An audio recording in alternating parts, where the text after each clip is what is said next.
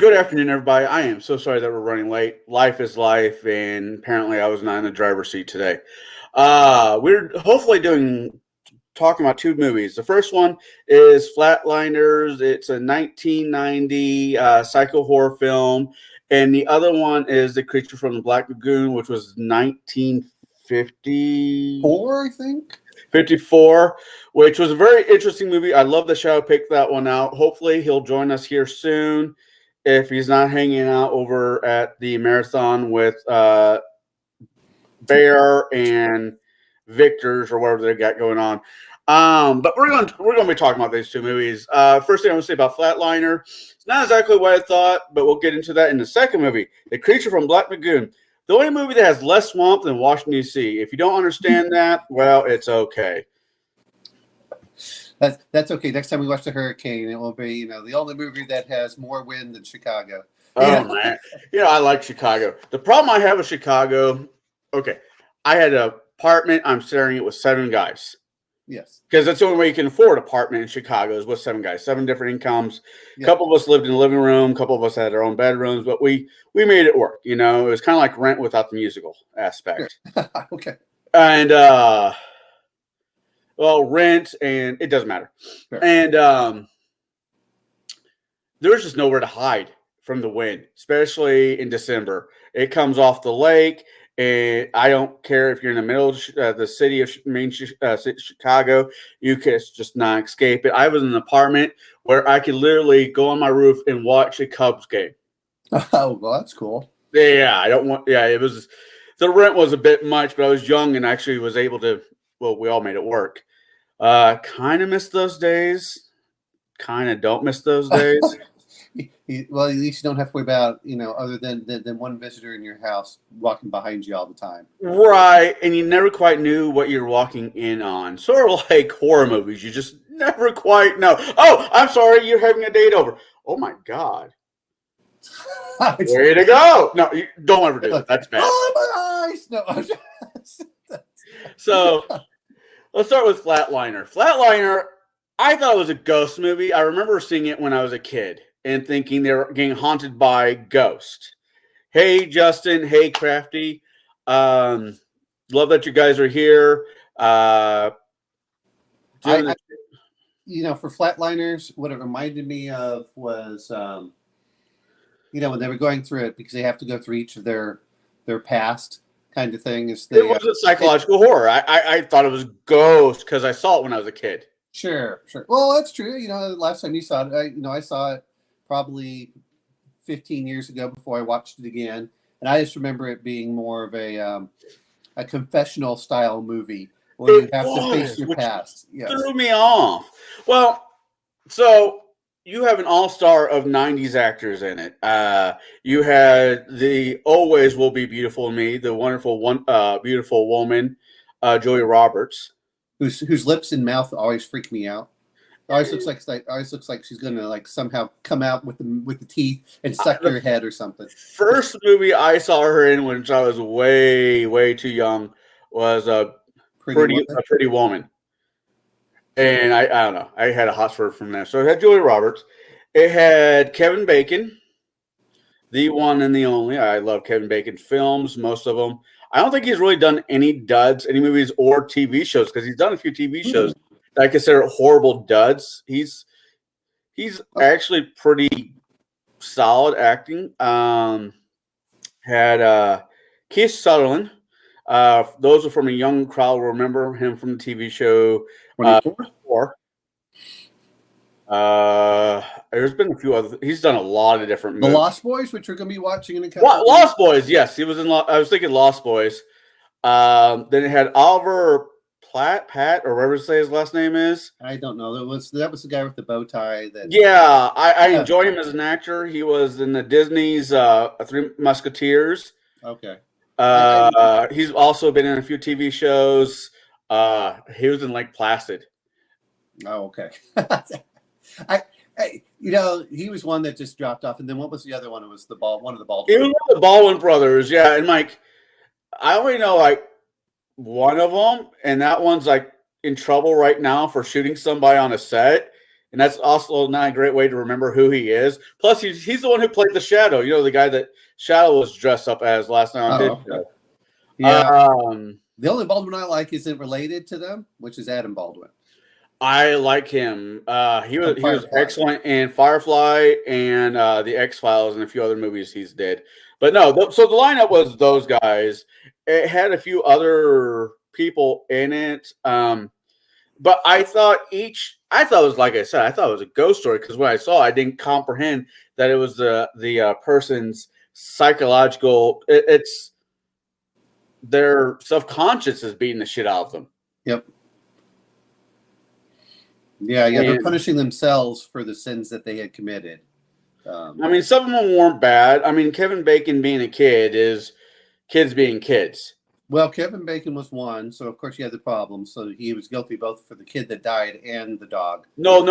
That was Keith Sutherland. No, I'm sorry. Yeah, Kevin Bacon. Yeah, you're right. He did that, which I did appreciate the fact that he came over and we'll get into that. And then the other one was you just like some of it was the guilt that people carry on themselves, like Julia Roberts. Julia Roberts, yeah. I mean, I would have to say Julia Roberts was the only one of her subconscious that wasn't anything of her actions. It was just being a kid at bad timing. Well, and really it was just allowing her to forgive herself for that. And that's all. That's a weird trick that some of us have figured out. Most of us haven't. So the premise of the show, the movie, is these young, soon-to-be doctors are curious about the other side. We got a couple of them believe that there is something on the other side, and yet we have an atheist who believes that there's nothing. So, hence the title Flatline. They exit life. Well, they stop the heart, which is the whole point, to stop the heart and then try to get so there's no brain activity to see what occurs. Right. So they have flashbacks. At first, you think they might be going. Yeah, Justin. Some of these movies are interesting. It's interesting, especially with Keith Sutherland, because he was the first one. He goes into what looks like an open field, like What Dreams May Come. Very interesting. Him as a kid looks like him as a kid playing with a kite. That's how it starts. Then you find out it goes dark. It goes horribly dark. He's responsible for the death of another small child, which got him ripped away from his parents and put into a home. And so he's got his baggage. Julia Roberts' character, her dad was a heroin addict and I guess exit life. And she saw this as a young child. And as a small child, did not know how to mentally deal with this. She blamed herself for his death. She right. thought that she was personally responsible because he shot himself. And I guess he was a Vietnam veteran, I guess is what the implication was for that one. The other guy slept with all the women. Which sounds bad. They filmed it without them knowing. Well, yeah, that was pretty sleazy for that one. Kevin Bacon just tormented some poor girl in school. But yeah, it was. So each of them had their aspects, and you're just like, whoa, what's going on for some of it? You know what's sad? I watched it last week. I still can't remember what happened to Kiefer Sutherland because it just didn't. His ghost, his mental issue, yep, made him beat the living tar out of himself because the little boy that he killed. Yeah, he hit him with a rock. The boy fell down, and not only did it get him, it also broke his dog's back. Yeah, so there's that aspect. No, I can't remember what happened to him at the very end. Oh, they switched places where he was up in the tree and the kid was chucking rocks, and I guess he apologized. Oh God, I just saw this too. Yeah, exactly. That's how he apologized. He apologized, and the kid forgave him. Yeah, it was but yeah, it's part of those things that you have to confront your demons. You can't run away from them forever. This was, I think, the moral of the story. And you will torture yourself worse than most other people will if you feel guilty about it. Right. I was talking to my mom, who is a non-believer. She believes in science. She believes in math. She does not religious at all. Yeah. And I'm talking about this movie with her, and because I'm like, just asking her, does she remember it? She's like, oh yeah, I like that movie. And I'm like, why did you like this movie? And her response was, it's because it didn't show a make believe heaven. It was the subconscious taking over when they when they die. And I'm like that, so we're talking to her, talking to her about it, and she thought it was an interesting concept. Movies normally don't go there. Yeah, well, that's true. Well, especially more modern. It's kind of like they're afraid to touch it, or they want to give something very concrete. And this one didn't really make it concrete that there wasn't an afterlife. It was just, hey, this is what happened, and like you said, they were torturing themselves. Which again, I like my grandmother. I guess she was 50 years old, and she was having my aunt at the time, and she died on the operating table. Oof. And they brought her back. And she had stories of when they came back. She said there were a bunch of people there and everything else. And they said, it's time for you to come with us. And my grandmother said, nope, not going. So she went back. And I guess my grandmother's health was always plagued whenever I knew her from that point forward. And it's sometimes, if I really want to get religious, it was like, there's a certain point where it's like, well, you have to make a choice. But she said, yeah, she was grieved by entities that said, come on, it's time for you to come. She's like, nope. Yeah. I mean, I like to think that there's something on the other side. There's Pascal's wager is always a fun argument piece. Yeah. I like I says, I believe in an afterlife. I don't believe this is my first life, which is where a lot of people argue is, is there an afterlife? Is there this? And I said, look, I've seen some ghosts. I've seen some things I can't explain. You can talk, sometimes I call them echoes. I've heard a lot of different stories about that, but I've never really been, people get afraid of things, but the funny thing is, like, if I'm really scared, I'm like, this will kill me. This will kill me. And that calms me down more than anything else, because the certainty of death is okay. It's the uncertainty. Like if you're climbing up something and you fall down, like, then your mind's like, well, what if I'm crippled? What if I'm this? What if I'm that? It's like, oh, well, if you're dead, you don't have to worry about it. It's like, oh, okay, I can go forward. I know it sounds funny, but that's... No, I get it. I was watching a TED Talk, which I love TED Talks. Do you watch TED Talks? I've watched some of them. Again, like everything else, it always depends on the speaker. Right. This guy was talking about the neurology of the brain when it's dying. Mm-hmm.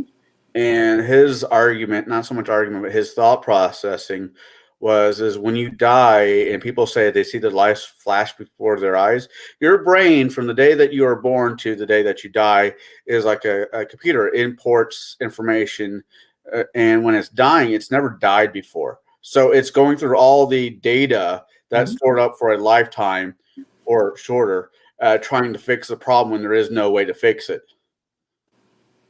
And I thought that was interesting.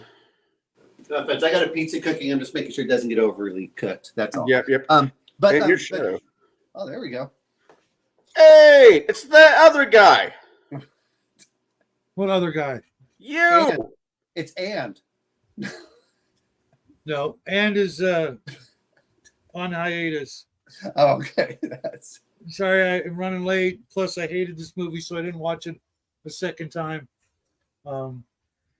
That's Couple of things. TED Talks has had numerous freaking pedo sympathizers, to put it nicely, so I'll never watch another.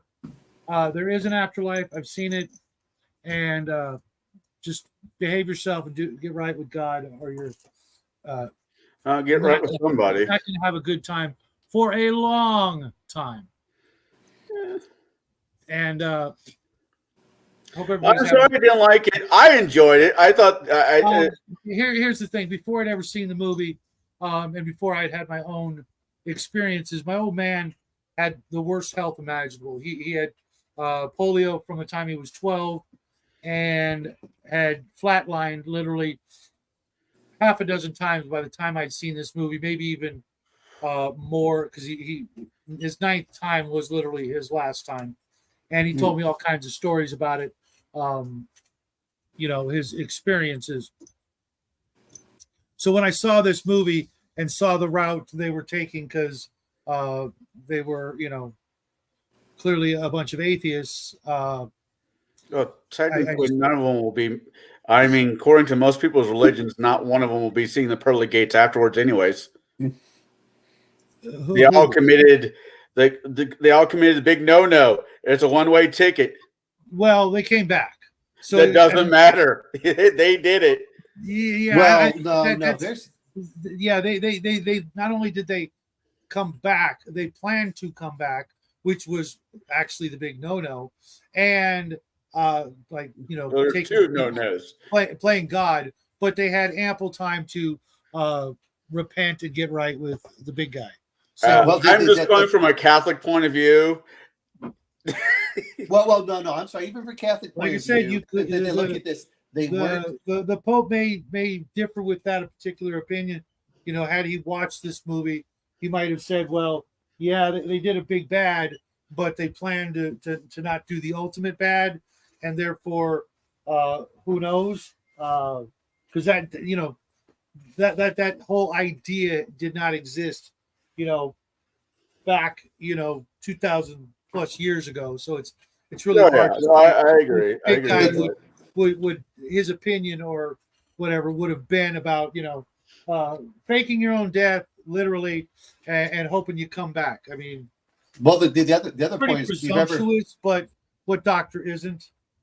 If you've ever heard stories of suicide, yes, that failed suicides, they don't give this, hey, you see a white light at the end. They talk about really bad, they talk more about there's a hell after that, which is very interesting because most of them that commit suicide and survive, it's most the of the scariest thing you can imagine times like infinity, because that's how long you'll be there.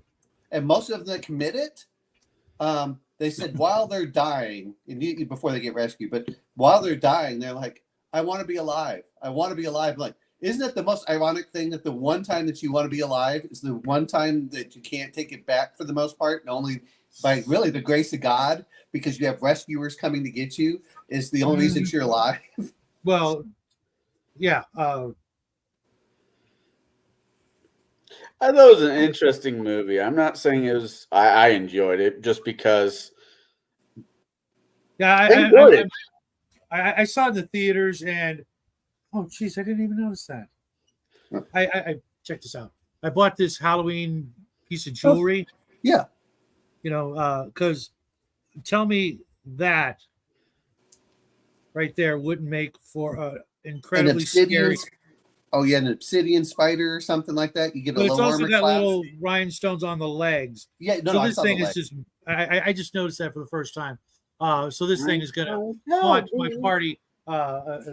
Raven, if you're watching, it's just one of the many spiders. And thanks to Justin for giving me the stats on the raccoon spider.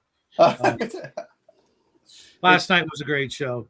I saw you were dressed up as the Shadow. Oh, you missed the after party when I went over warning Shadow what would happen if he used comeliness. So anyway, we're going to go past that. Yeah, I know how to foil that. Okay. You get to roll comeliness, but it's separate from the other 6 stats. You just roll it in front of me. Well, no, I mean the whole thing with it's not that hard, but the problem is that you get bonus for charisma. So when the two are combined, you become, Anyway, it's not that you can't do it. I'm just saying that if like, come here, nerd, we're gonna really amp this up to 10. Up the point that to be honest, her character would always have to wear a veil.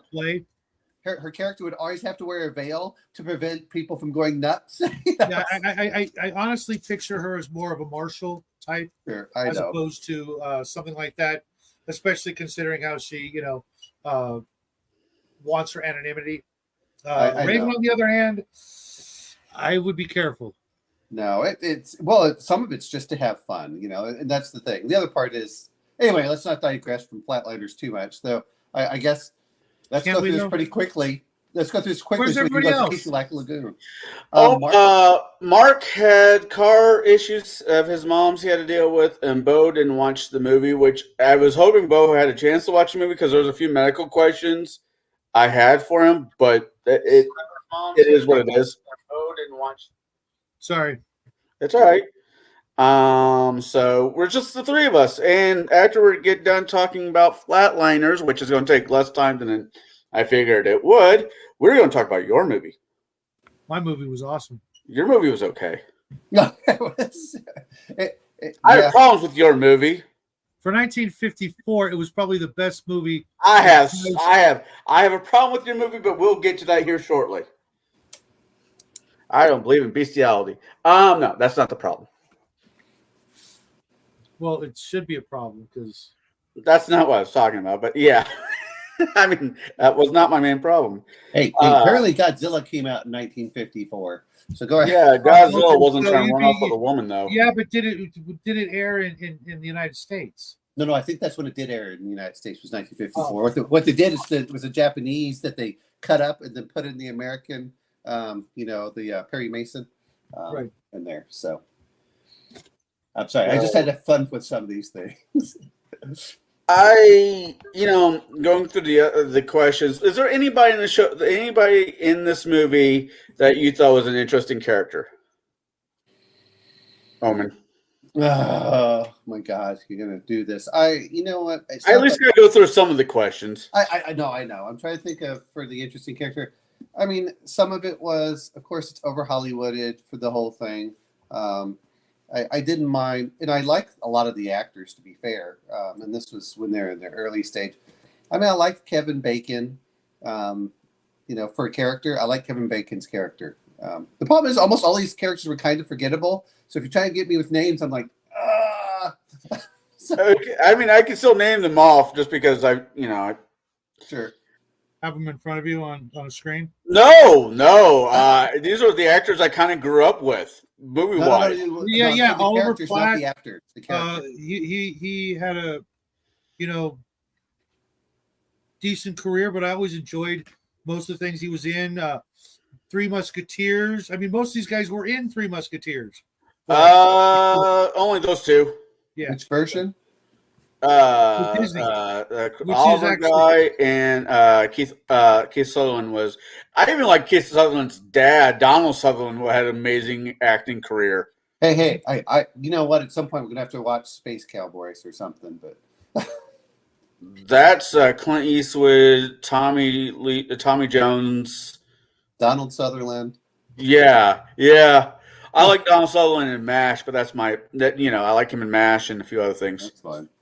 But so you like Kevin Bacon. Was there any character in this movie, Shadow, that you thought was interesting? No, not really. I mean, let me put it this way. When I went to go see it, I was expecting something totally different. To be fair, so was I. I was expecting like a good movie. And shots fired. I mean, as a kid, I almost walked out, and I had nothing better to do that day. It was just like, come on, it's just, we were all expecting something a lot different, and this was such a letdown for me. I wanted something scary, and there was nothing scary about this movie, other than that's fair. I saw this movie as a kid. And I thought, if I remembered it being fairly intelligent, it wasn't just one of those stupid ghost movies out there. Right. The commercials sort of panned it as a completely different movie. Right. They all died and they brought something back. And I'm thinking, okay, this sounds... Yeah. Right? The guilt. That's what they brought back. And after watching it again as an adult, I mean, I liked it. I liked the concept of... you play God, there's going to be consequences. There are consequences, as I said earlier with Omenau, as their subconscious came and beat their ass.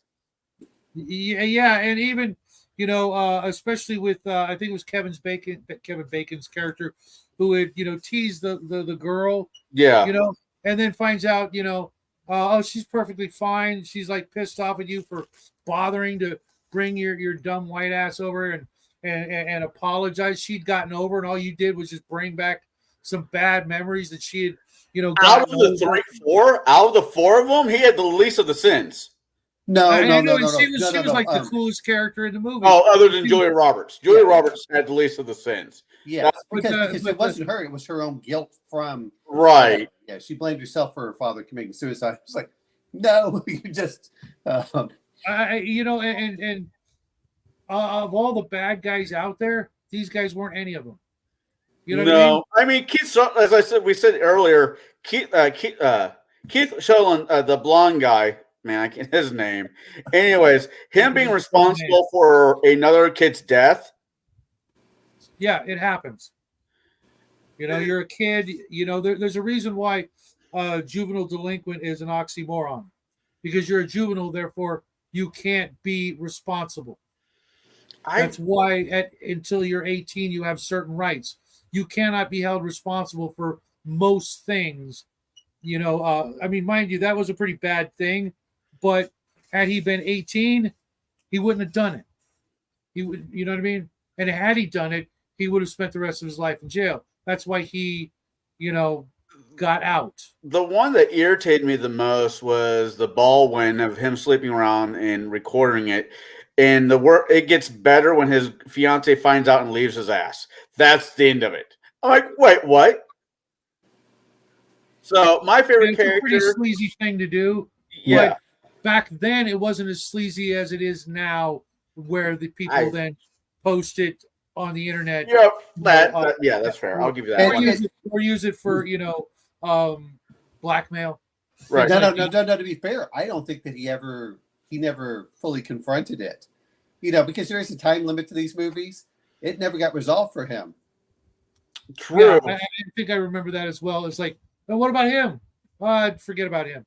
Well, why have that part in the story, right? You know what? Yeah, they could have just cut him out. My favorite character in this movie was the background.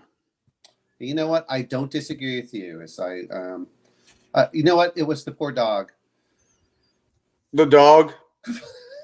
Sorry, I just saw Shadow just about spit out his. It's like you. Yeah, Jackie would have said the same thing, and I wasn't putting him through that because I actually love my son. Yeah. And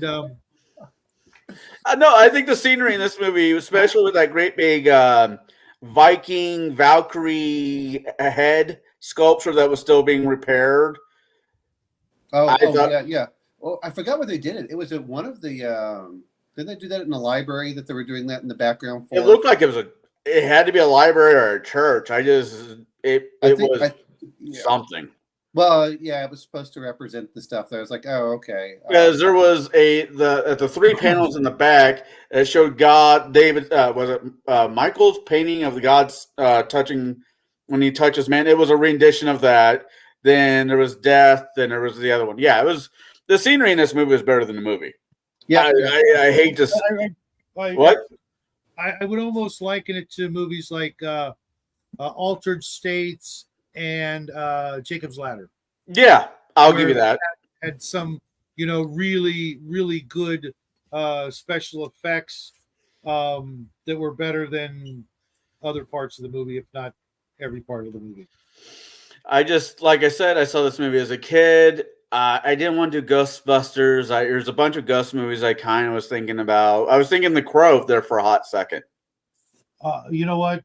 They probably picked the same thing. You know that we use a lot of sets, so there's that. Yeah. But yeah, I agree that the sets were, you know, the atmosphere where they're going through it, the Day of the Dead with Halloween. You know, it was really, yeah. I'm like, okay, but I hate saying this movie's pretty forgettable. You can skip it. It's not bad, but it's not one. It's the kind of one that you watch when you're sitting at home. There's nothing better to do, and it shows up in your television. You're like, oh, I'm too lazy. I saw the trailer. I was watching the trailer. I didn't want when I was trying to pick out what movie I clicked on it. I'm like, I remember Flatliners, old horror movies like 90s, you know. And Flatliner came in, I'm like, that has a really good cast. Let's watch the trailer. This looks great. Watch the movie. I'm like, I think I picked out a dud here on accident. Well, just so you all know, the really good stuff that we were going to be watching that would be like really cool, we're waiting till next year because that's when we get the sci-fi, and we want to have all the sci-fi horror saved up for then. So, yeah, a nerd's a nerd. That's fair enough. It's good. It's not good enough to enjoy, but it's not bad enough to remember. Yep. It's yeah. I would really love to pick Bo's brain on certain aspects of this movie. Sure. Yeah, maybe that's why you didn't watch it. He's probably better off. Okay, so should we just move to the next one because this one's pretty forgettable? Yeah. The next movie we're talking about is. Hey, Shao, are you there? Oh yeah, I'm here. Okay. All right, this was your pick. It was the 1954. Yeah. Yep, 54. Creature from the Black Lagoon, which, by the way, is not a forgettable movie. It was actually a really good movie. I have an uproar though. I have something that will not stand. The geology mixer. They kept mixing up the geology time periods. The geologic time period. Too. Yeah. Okay. Sorry. That was my big thing. That was the only thing. Devonian is not during this time. That's Cretaceous. This is anyway. Yeah. In addition to the 15 million years for the Earth. I was just like, no. The Devonian was no. There was this line where they said it took like 15 million years to get from this period to now, and I'm like, well, it was 150 million for one of them, and then there's but yeah. Sorry, go ahead. Sorry, Connell. We keep interrupting you from saying. It's all right. I actually enjoyed most of the cast in this one, so they're off the hook. Yeah, it was the makeup guy because I was looking up the makeup people. Right. This one, I'm looking for his name. It's like West something. Hold on. The guy, Roy Poplar. I have this thing where like 15 minutes after the movie, I forget everybody's name because I don't fucking care. Yes. This guy, one of the makeup artists. I mean, right now it's still fresh in my mind. And I only go with the first names. Last names don't mean a damn thing for various reasons. And it was. I'll be able to pronounce that name. Fuck off. I'll watch this movie again. Later on down the road. I've literally seen it. I had it on VHS, and I still have it on VHS somewhere, even though I wore it completely out. It was unplayable after hundreds of times I've watched it. I'm trying to find it on DVD with the Frankenstein, Dracula, Werewolf, box set collection, and which every year around this time I'll pull the box set out and try to get the little guy to watch another one. We all watched this one and enjoyed the hell out of it. My uproar is kind of silly, but it is somewhat important for the time. Bud, what's his name? Bud Westmore. Popular guy. He's done a lot of makeup for a lot of these horror movies back in the day. He was not the person to design the monster in this movie. No, it was Maribel or something like that. Maribel Patrick. But because of the era, sure, he kind of got pushed to the side, and this guy got all the credit for it. It's a man's world. Sorry. No, and I just like that's bullshit. Well, she drew a sketch. Awesome. I mean, what do you want, a medal? If it wasn't for the sketch, you would not have had the design. If it was, I think you would not have had the same face, but the body would have been so similar. The hands, that whole thing, it was a phenomenal costume. Don't get me wrong, and it was very much original. Because they could have gone a completely different route with the fish lips and and the way it breathed and stuff. They really could have gone scarier because it wasn't that scary. What was scary is the thought of it just existing as opposed to it, Oh, and for me, physical features that were terrifying. There was too much monster for the classic. Let your imagination play with it before you show off everything. Mm-hmm. That was one. It's not that the monster was bad. I have a few critiques of this one. One was I wish that instead of making the monster attack them, that they had just shot it out of everything else, and then you could understand the monster's motivations for trying to stop them and attack them. I would have preferred that instead of him just attack. The internet loves him. I don't know, attacking the porters or whatever. Like the one guy in the tent. I was like, that's kind of crap. If you made it, he would have been much more sympathetic. That was one.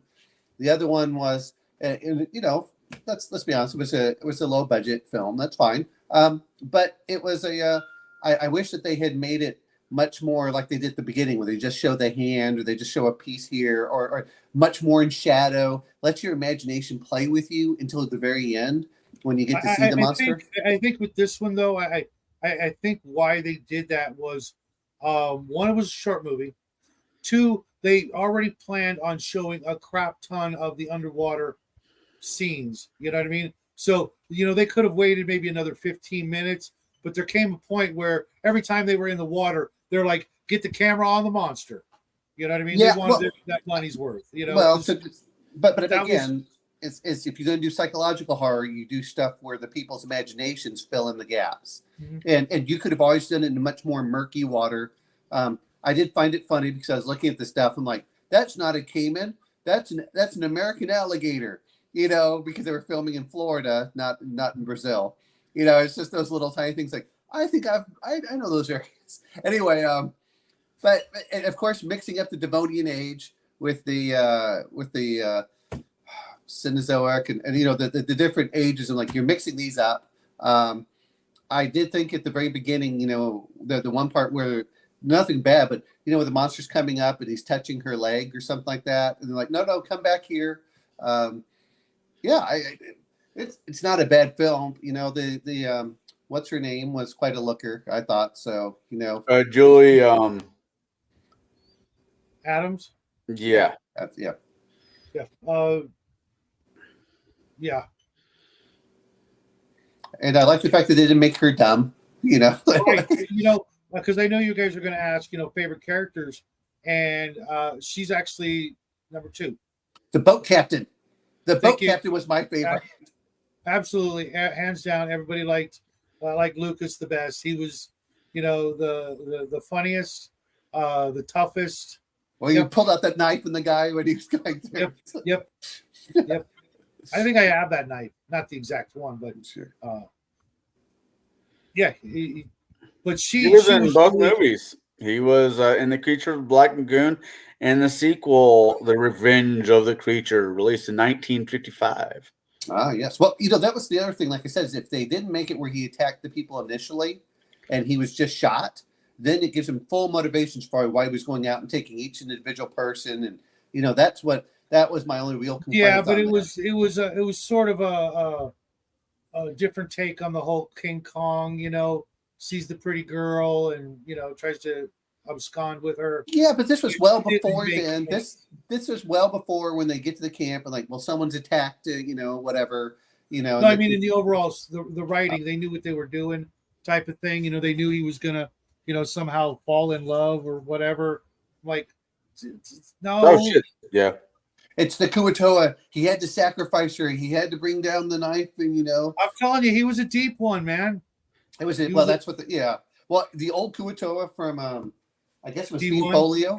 No, from the Fiend Folio picture. Wasn't he in D1? Well, weren't they in Depths of the Earth? It was in D1, but I'm saying Fiend Folio is where I saw the picture of them when I first saw it. Was the little picture of the Kuatoa. I'm like, that they picked that almost exactly from the thing, from the Sure. From that picture. Yeoman. How could you resist, Yeah. Oh, it's of course the deep ones. I mean, there's so many things in there that are great. For a classic movie monster, he's there. They do make him somewhat sympathetic. I would have thought that he was more sympathetic if he hadn't just killed that one guy in the tent initially. Both guys. There was only one initially in the tent. Well, both of the porters. Thomas and Miguel or something like that. They both died. So yeah, he got both. Which, according to what I was reading about the movie, it was actually because they kind of fought, first or attacked him first or something, and I'm like, didn't really look that way. Yeah, I mean, the other thing I did like is they did not make anyone, how do I want to put it, unheroic. Or inept. That was the other one. It's even the guy who was supposed to be guarding. When he was talking to I can't remember her name. Anyway, but he was talking to her. Kay? Yeah, Kay is what. Yeah, but when he broke out and went over, he still fought the monster. He didn't run away like the little girl. Throwing off the side. He fought, and then lit it on fire, and that's when it jumped in. And of course, he was severely injured after that. But I thought, oh, you know what? I kind of like that. He was. Well, you got to remember, it was a different time, so everybody was a little tougher. It doesn't matter whether they're a little tougher. I'm just saying, but I've seen other movies, even from the 1930s, we see someone cowardly. If you look even at Casablanca, come on. Yeah, I was thinking the same thing. That's funny. Yeah. So it's, but I'm glad that none of them were that way. Is my point. Even the, they said, "Oh, I'll take the monster on" or something. They at least tried fighting back. They didn't just like ah. It was. They all had some testosterone in them. It's all that red steak they were eating. I like this movie because the version. Well, I've been told there is a version of this which is in color. Somebody threw color to this movie. I will never see it because reasons. But I like this. I like this movie. Just it's a shame because you'll never get the joy of watching a 3D movie either. Yeah. It was, as a kid, it was freaking awesome. I love 3D movies, but I love these days. What was the last? Anyways, Avatar. No, I think my favorite character in this one was the Gilman on land. I enjoyed him. Okay. Not in the water? No, I don't like. No, I like him on land. Just in my opinion, gave the creature a little bit more character for for just being what it was. The body language. I absolutely loved the underwater scenes. That was just so well shot, so well done. I'm not saying it wasn't well shot. I'm just saying. And what it would take. I was reading about the guy who played the guy underwater. How hard it was to hold his breath and do those things. Rico? Yeah. He was underwater, holding his breath sometimes for 4 minutes, which is pretty badass if you think about it. I'm not. What I'm saying is the character, not the stuntmen that are playing the guys. I think they both did a great job. The way he swam, everything. It was perfectly terrifying. But to think of that kind of creature. My argument is this: if you have a creature that does not speak, then it needs to speak through body language, which is easier to do and to understand on land than, in my opinion, in water. Yeah, but he was like super slow and kind of, like you could just like run circles around him, wasn't he? So was Jason Voorhees and a bunch of other horror icons. Yeah, I was like, what? Really? He's just. You know what else I noticed? You guys probably didn't, but every time they showed like his footprints, yeah, it's like he's walking like Joe Biden. I mean, a footstep. I mean, you know what I mean? It was the space in between each foot was like each foot. He was walking like an old person. Gotcha. Seriously, I mean, less than a foot between footprints. You know what I mean? That's like so freaking slow. I mean, my questions on that suit then was it just with a wetsuit with extra shit added on? Let's put it this way: he could not sit down in the suit, or was it like the Batman rubber suit? It was like the Batman rubber suit. They had to spray him down, constantly because he would overheat. The other part, 14-hour days in that suit without being able to sit down. I like I said, I have a lot of respect for the guys. Lower me to the ground. You know what I mean? It actually, and I think that he had something in his hand which allowed him to do the bulb, which allowed this. I mean, let's be honest. If he had Jim Henson's animatronics, it would be much better. But 30 years later, but they didn't.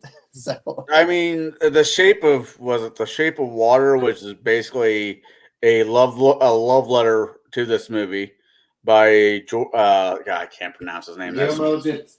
Yeah. Mm-hmm. I mean, or even if you go to a Hellboy with Abe.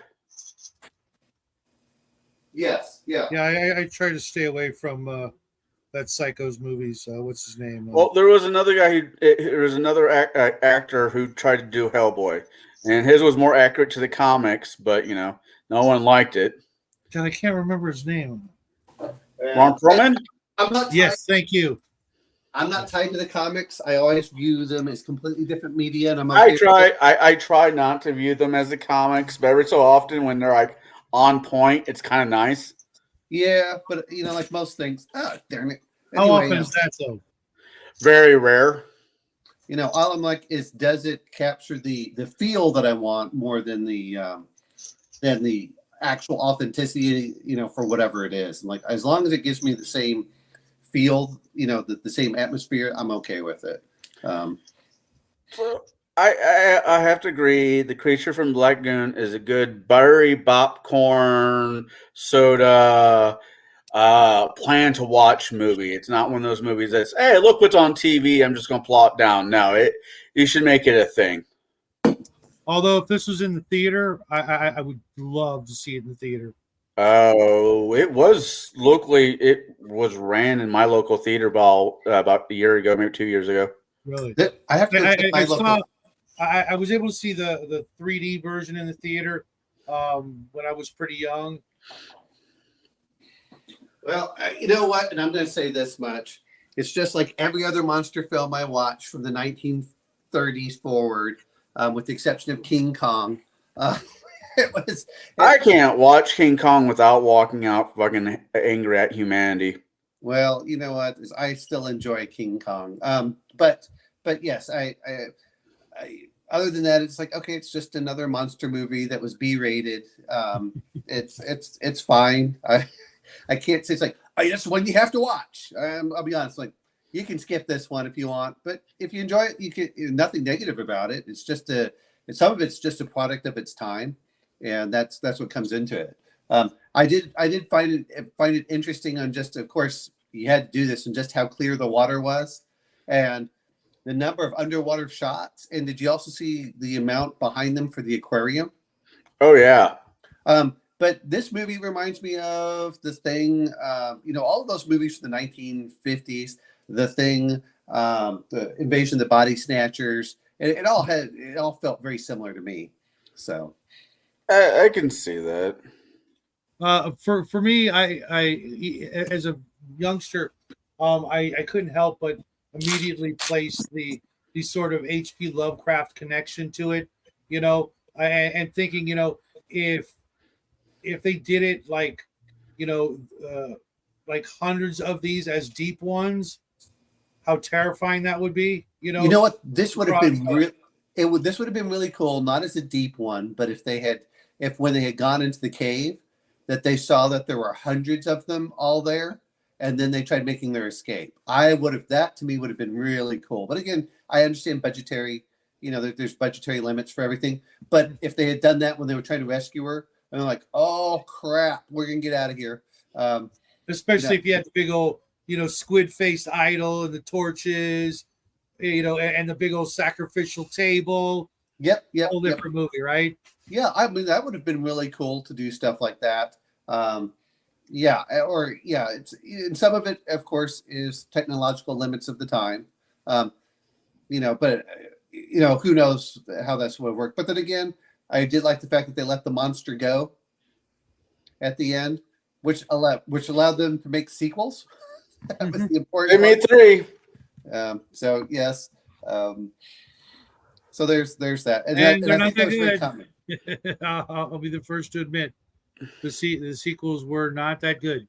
The only other movie other than this one I liked the creature from was the Monster Squad. Godzilla. Was it Godzilla? Godzilla had so many sequels. No, I'm just saying the creature, the creature itself. It was in the 1980s, the Monster Squad, something like that.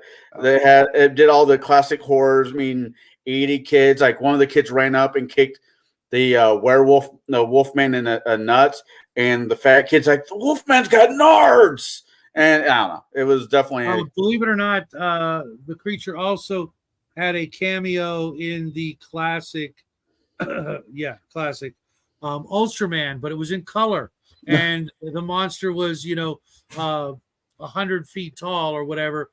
But I kid you not, it gets hit and it does this weird wiggle thing to fall backwards off the cliff. That was just you got to go see it. It is the most awful thing. So just for nerd, if you grew up in the 1970s around with boys, you understood all of the references that Shadow's bringing up with just how bad everyone talks about Power Rangers, but I saw the same stuff they did for the Power Rangers in the 1970s with Ultraman, and I swear some of the stuff from the Power Rangers was stuff that I saw when it was in the original Japanese, which I thought was far superior. Oh yeah. Yeah. We actually have both years of Ultraman, and we love it. It's awful, but we absolutely love it. When Jackie was a little guy and couldn't understand, how bad it was just pure joy to watch him, absorb it and not judge it like we would, and just, oh my God, this is great, because there was nothing on TV when he was a kid. You'd have to go look for it. If you just watch like regular, channel 2, 4, 7, that sort of thing, there was nothing but crap, for kids and adults. So we saw it at, I think it was Walmart or maybe like a dollar store somewhere, for, less than $5. And I'm like, yeah, we're going to take this home with us. And I love Halloween. I've always enjoyed the holiday of Halloween. Some of the movies that come out this time of year are amazing. A lot of them are just dumb. Was there anything actually like a horror movie that came out this year? Yes, Five Nights at Freddy's. My local theater has for Halloween movies that I consider Halloween movies. I don't like dumb horror movies, and when I say dumb, I'm talking about Five Nights at Freddy. This year. There is a fantastic score, but not from the reviewers. There's another Exorcist movie, The Believer, came out. But how many times can we go back to that? Jane did well. I don't know. I saw 6. No, saw 5. 5 is saw 10. 10 is the X. Sorry, I had to remember my Roman numerals. Then you got The Haunting of Venice, but that came out in September, which is The Nun 2, which is stupid horror. I've never heard of any of these movies, even the prequels or previous incarnations of any of these movies except The Exorcist. See, when I was a kid, what was the Pope's Exorcist? Did you see that one? I didn't see it. Russell Crowe? Yes. Yeah. I saw that. I enjoyed it. Okay. When I was a kid, I remember because we're basically done talking these movies, but I still want to talk about Halloween movies. Listen, everybody in chat, I recommend you guys see Flatliners once just because there's really good actors in it. And the scenery's nice. You know what? If you're gonna go see it, go see other movies with each of them. And their award-winning the stuff. thing is, if you hang out with, and I do, when I'm not hanging out with you all, I have some friends that have philosophy majors, and we talked about this movie. And from a philosophy point of view, it had some really fun conversations. But you have to like philosophy first. I like philosophy, but I just, Yeah, no, I get you. It could have been worse. I could have made you all watch Ernest Scared Stupid. I would actually rather watch that. I'm pretty sure I would have enjoyed that over this abortion. What you should have done is you should have picked Bubba Hotep. No. The Evil Dead, Army of Darkness. Well, should have been the 2 I picked with Bruce the Man Campbell. Well, no, I like that, but I'm telling you, Bubba Hotep had Bruce Campbell in there too, and we got a mummy. Is Hannibal Lecter a Halloween movie? I don't think so. Nah, I wouldn't classify it. But anyways, so the moral of the story is watch Flatliners if you're interested. It could spark some very interesting conversations with people who want to have those type of conversations. They're not already, emo or gothic or whatever that brand name is these days. And B, The Creature from Black Lagoon should be on everybody's watch list at least once. Then when you have your own kids, make them watch it with you. Just keep it going down the line. I will give Shaw the gold star today for picking the better of the two movies. Movies like this are going to disappear someday. They're because they're so old and people have this opinion that if it's old it's crap. It inspired a lot of things, and as long as we have open minds out there that can appreciate these things for what they were back in the 1950s, this was huge. This was terrifying.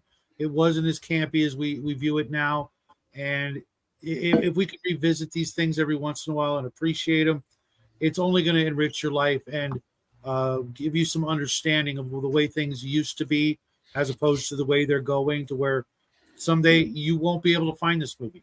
You'll be the last guy or gal that will, within 100 miles, remember that this was a thing. This movie, I think, is it 75 years or 95 years when it becomes public domain? I thought it was 100 years. No, I think if it's movies, this is why Disney's freaking out because I think they managed to lower it to a few decades less than 100 years. No, it's I'm not sure exactly what it is, but that's why Disney's freaking out because the old Mickey Mouse stuff is coming up for public domain. Yep. And, oh no, Dan, the blowhard from Florida might buy it. Actually, you know what? No, I really liked the old ones. The Mickey Mouse one where he killed 7. The old story where he killed 7 in one blow. Little Taylor. I'm like, the old Disney stuff that's black and white is pretty awesome. And remember the Mickey Mouse cartoon where he fights the giant? Mm-hmm. Yeah. And the giant is roaming across it, and he reaches down and grabs a handful of those pumpkins and eat them. Mm-hmm. Every Halloween, I buy those little pumpkin. I hate candy corn. I don't know why I hate candy corn, but I hate candy corn. These marshmallow things are basically the same damn thing. Actually, you know what? Go ahead. Anyways, and I eat these pumpkins, the candy corns, because they really are the same thing, just to remind me of sitting down and watching that Mickey Mouse cartoon with my grandpa. Oh, but that's what but it's going to be interesting because the old stuff, like Sarah was talking about, to be fair, and we were talking about this, I think, last night and all the other times, is the stuff in the last 10 or 15 years, almost most of it is trash. Lavender. And you're going, the older stuff now is better for that. Oh God, the third party studios are actually pumping out some interesting movies. Bollywood's what Bollywood drives me up the fucking wall. Well, that's true. Oh, and by the way, guys, candy corn, if you grab it and it's actually made with honey, is freaking awesome. I hate candy corn. I have always hated candy corn. Every time I see candy corn, I'm like, just make other people suffer. I think the pumpkin ones I eat are actually made out of honey. So yeah. The giant just walking, gets to the hay bale, wraps it up in a paper, lights it as a cigarette. I know that, I know logically and morality wise, we shouldn't have cartoons with kids that show up people smoking. Oh, get off of it. Come on. What? So how are they supposed to understand what that person's doing? Well, when was the last time you seen a cartoon for a kid these days that has somebody smoking? You know why? Because all these anti-smokers, and I'm an anti-smoker myself, screamed, "You can't have it in movies." I'm like, let me slap you. Hey. Yeah, I mean, having somebody tie off before they, do an oil rig, that's way different. But I mean, the kids in the real world are going to see worse. Oh God, yeah. Walmart. You might as well put them up and get them ready for like, you know, the real world things they're going to see, as opposed to give them this, you know, sterile, you know, conception of what the world is or should be. Well, thanks. You know what though? All you have to do is go to another country, and you'll be like, "Oh, what are they complaining about?" So, And speaking of smoking, that was one of my favorite parts of The Creature. Freaking everybody smoked. They were in the freaking the laboratory or whatever. Guys smoking a pipe, smoking a cigarette, and then when Kay she was out there smoking a cigarette, I'm like, man, what there to be alive. I hate. There was the Marshalls. I heard about it. I don't know if it's true. The Marshalls store up in Chicago, Illinois. The great big, you know, it's been there forever. The Marshalls. I don't want to call it a mall, but it's a store. It's a multiple level store, right? Okay. Multiple movies have been filmed there in the early 90s and 80s. Anyways, back in the day, if a man and his wife went there, they would have this small little area where the guys would go sit, and they would offer them cigars. And if you put enough change into this thing, you get a glass of whiskey. A whiskey would pour into this little glass as you're waiting for your wife to shop. So years ago, and you know, I know we're not going to probably watch this. Is I was watching the Big Sleep, and they and they have the old man there with Humphrey Bogart, and he's like, "No, go ahead and smoke for me. Go ahead and drink because I can at least live through you vicariously because he's in such bad health." So yeah, no, I mean it's no, like most things. I said, look, I don't like smoking because I hate the smell. I hate the fact that it gets into everything. I don't like, you know. But at the end of the day, to say that things have to be banned because they might be bad for you, those are people I want to slap too. There's too many. Stop trying to micromanage everyone's life. Look, everyone has vices. By that argument, motocross, dangerous sports, parachuting, you know, surfing. Oh, you know, it's not the first person that jumps out of a plane I question. It's the second, third, and fourth person that jumps out of a plane I question. No, actually, having done it myself, and my mother did it too. My mother once said that she hated flying in planes so much she was thrilled to go in the parachute and jump out. You know, it's an experience. I did it once, and I can't say it's ever useful for the most part, unless you're a smoke jumper or in the military. So it's you know, I had the same thought though when it comes to those professional bull riders. Like, okay, I kind of get the first guy, but it's the second, third that makes me wonder. Oh, you want to? Not that bull rider. Somebody's willing to jump on a bull, tie their hand down to the saddle, well, not tie it down, but tie it down enough where they can get a grip on it. Have somebody tug on the bull's nuts and go into the carousel or the great big area and hang on for dear life.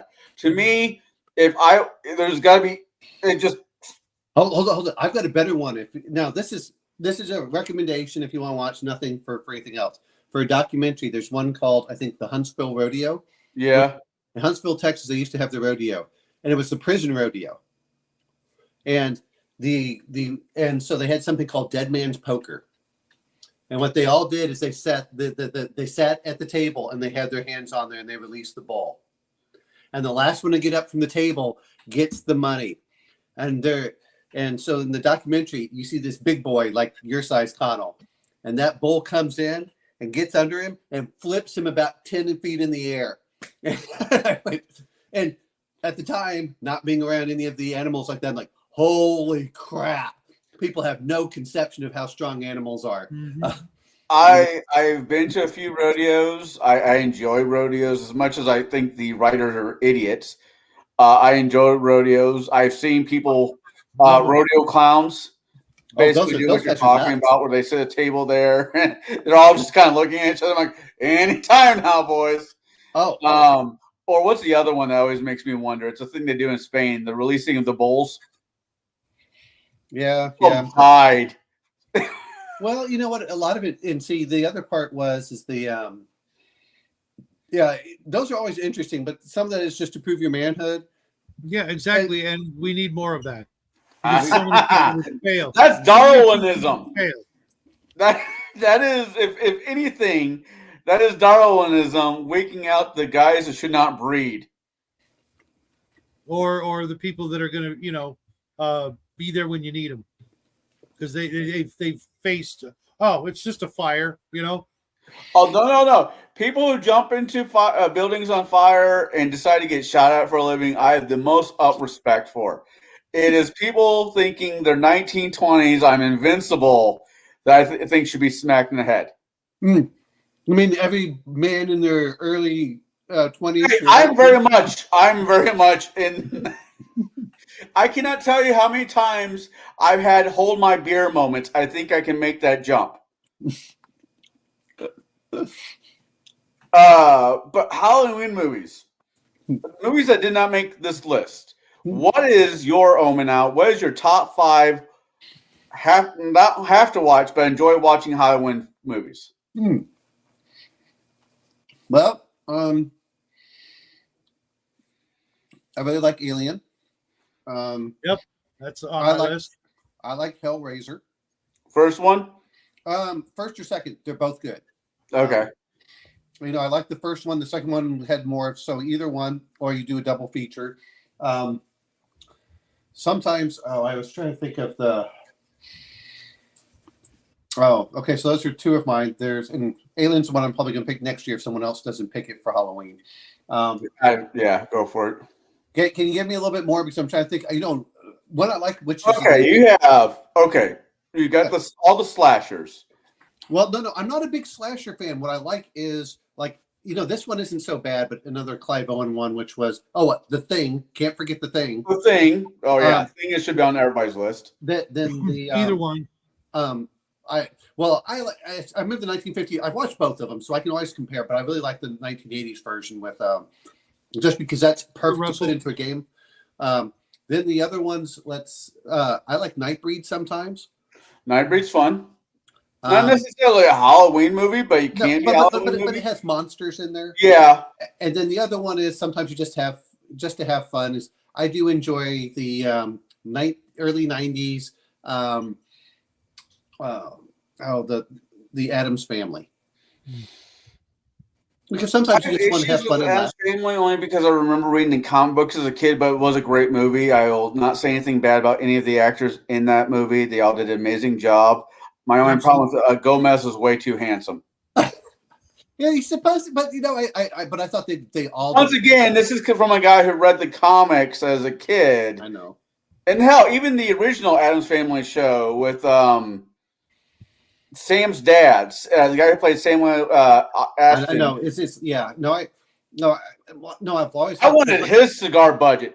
Holy shit! Go if you have the time, or even if you care. Go look at the budget that the original Addams Family guy had for cigars.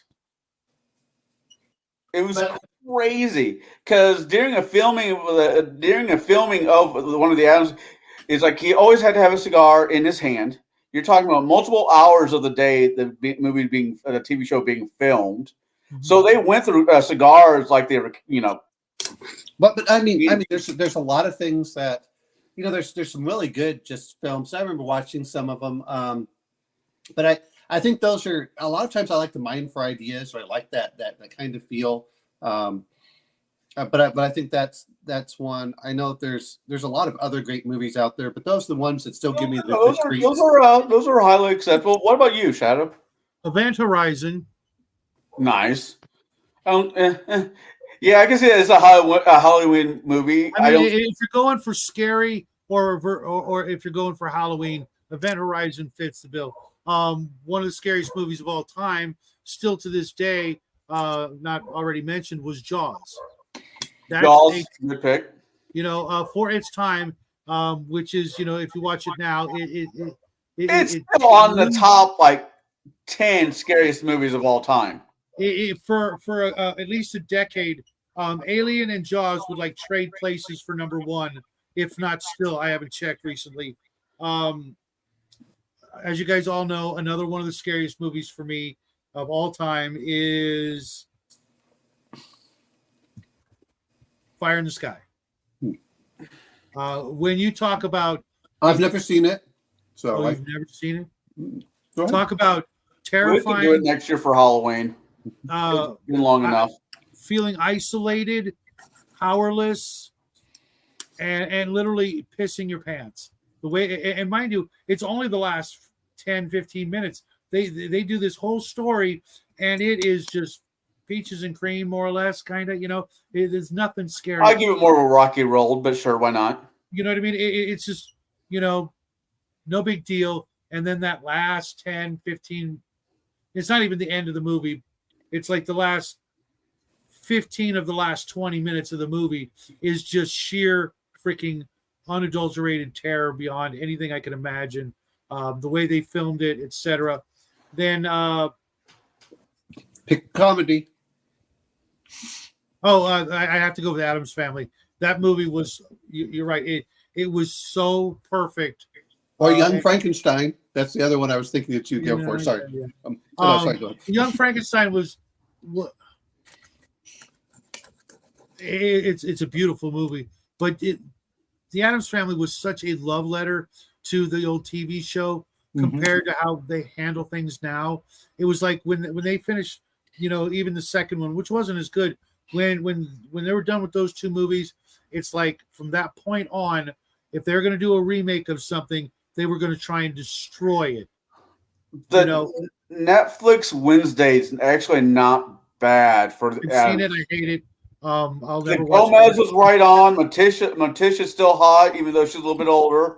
Gomez looks like Gomez. Adams is a clown. Who?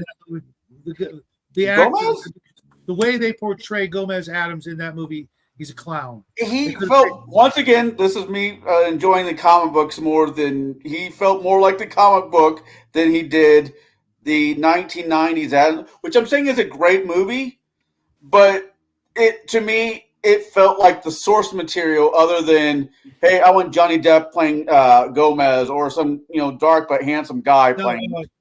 John Astin, who played him in the TV show. That's his name. He was a gentleman and a scholar, and everywhere he went, from that point on, he was just absolutely beloved. Oh God, I loved him in Briscoe County Jr., the Bruce Campbell TV show. He was, and why was he there? Because of how much people just loved him. He was just the character, the actor were, just they became one in the zeitgeist of humanity. We can't separate the two, and we never will. Thank God. He was just an absolute joy to be around. And if you've ever heard him read The Raven, again, he had talent that unfortunately never got tapped as much as it should have. So I think that's what 2, 3, 4, 5 if you count Jaws. I think Alien, of course, was phenomenal. I don't do the slasher movies. I don't do the Michael Myers, the Freddy Krueger. I hated all those movies. Those weren't scary because nobody ever took a shot at them with a .44 Magnum. I guarantee. Oh, they did. It just didn't work. Yeah, John Astin was also in Attack of the Killer Tomatoes. I thought he was. He also was the voice. He played the character again in the cartoon series Attack of the Killer Tomatoes back in the early 90s. He has one of those voices. He's like John Hurt or Vincent Price. You hear his voice, and I know who that is. Yep. Yeah, because they literally emoted their soul when they spoke. Top 10, right. Top five. Let's see. Nerds. Exactly. They were. There was nothing scary about them. I mean, unless you were deaf and watched them, because as soon as you heard the music, you knew what's going on. It's like, oh, okay, thanks for ruining it for me. The problem I have with slasher movies, especially with Michael Myers, Jason, those two, right? You knew they were coming for you, but if you got in a car, because they never ran at you, if you got in a car, you could be in the next state before the time they get to the car, which always bothered me.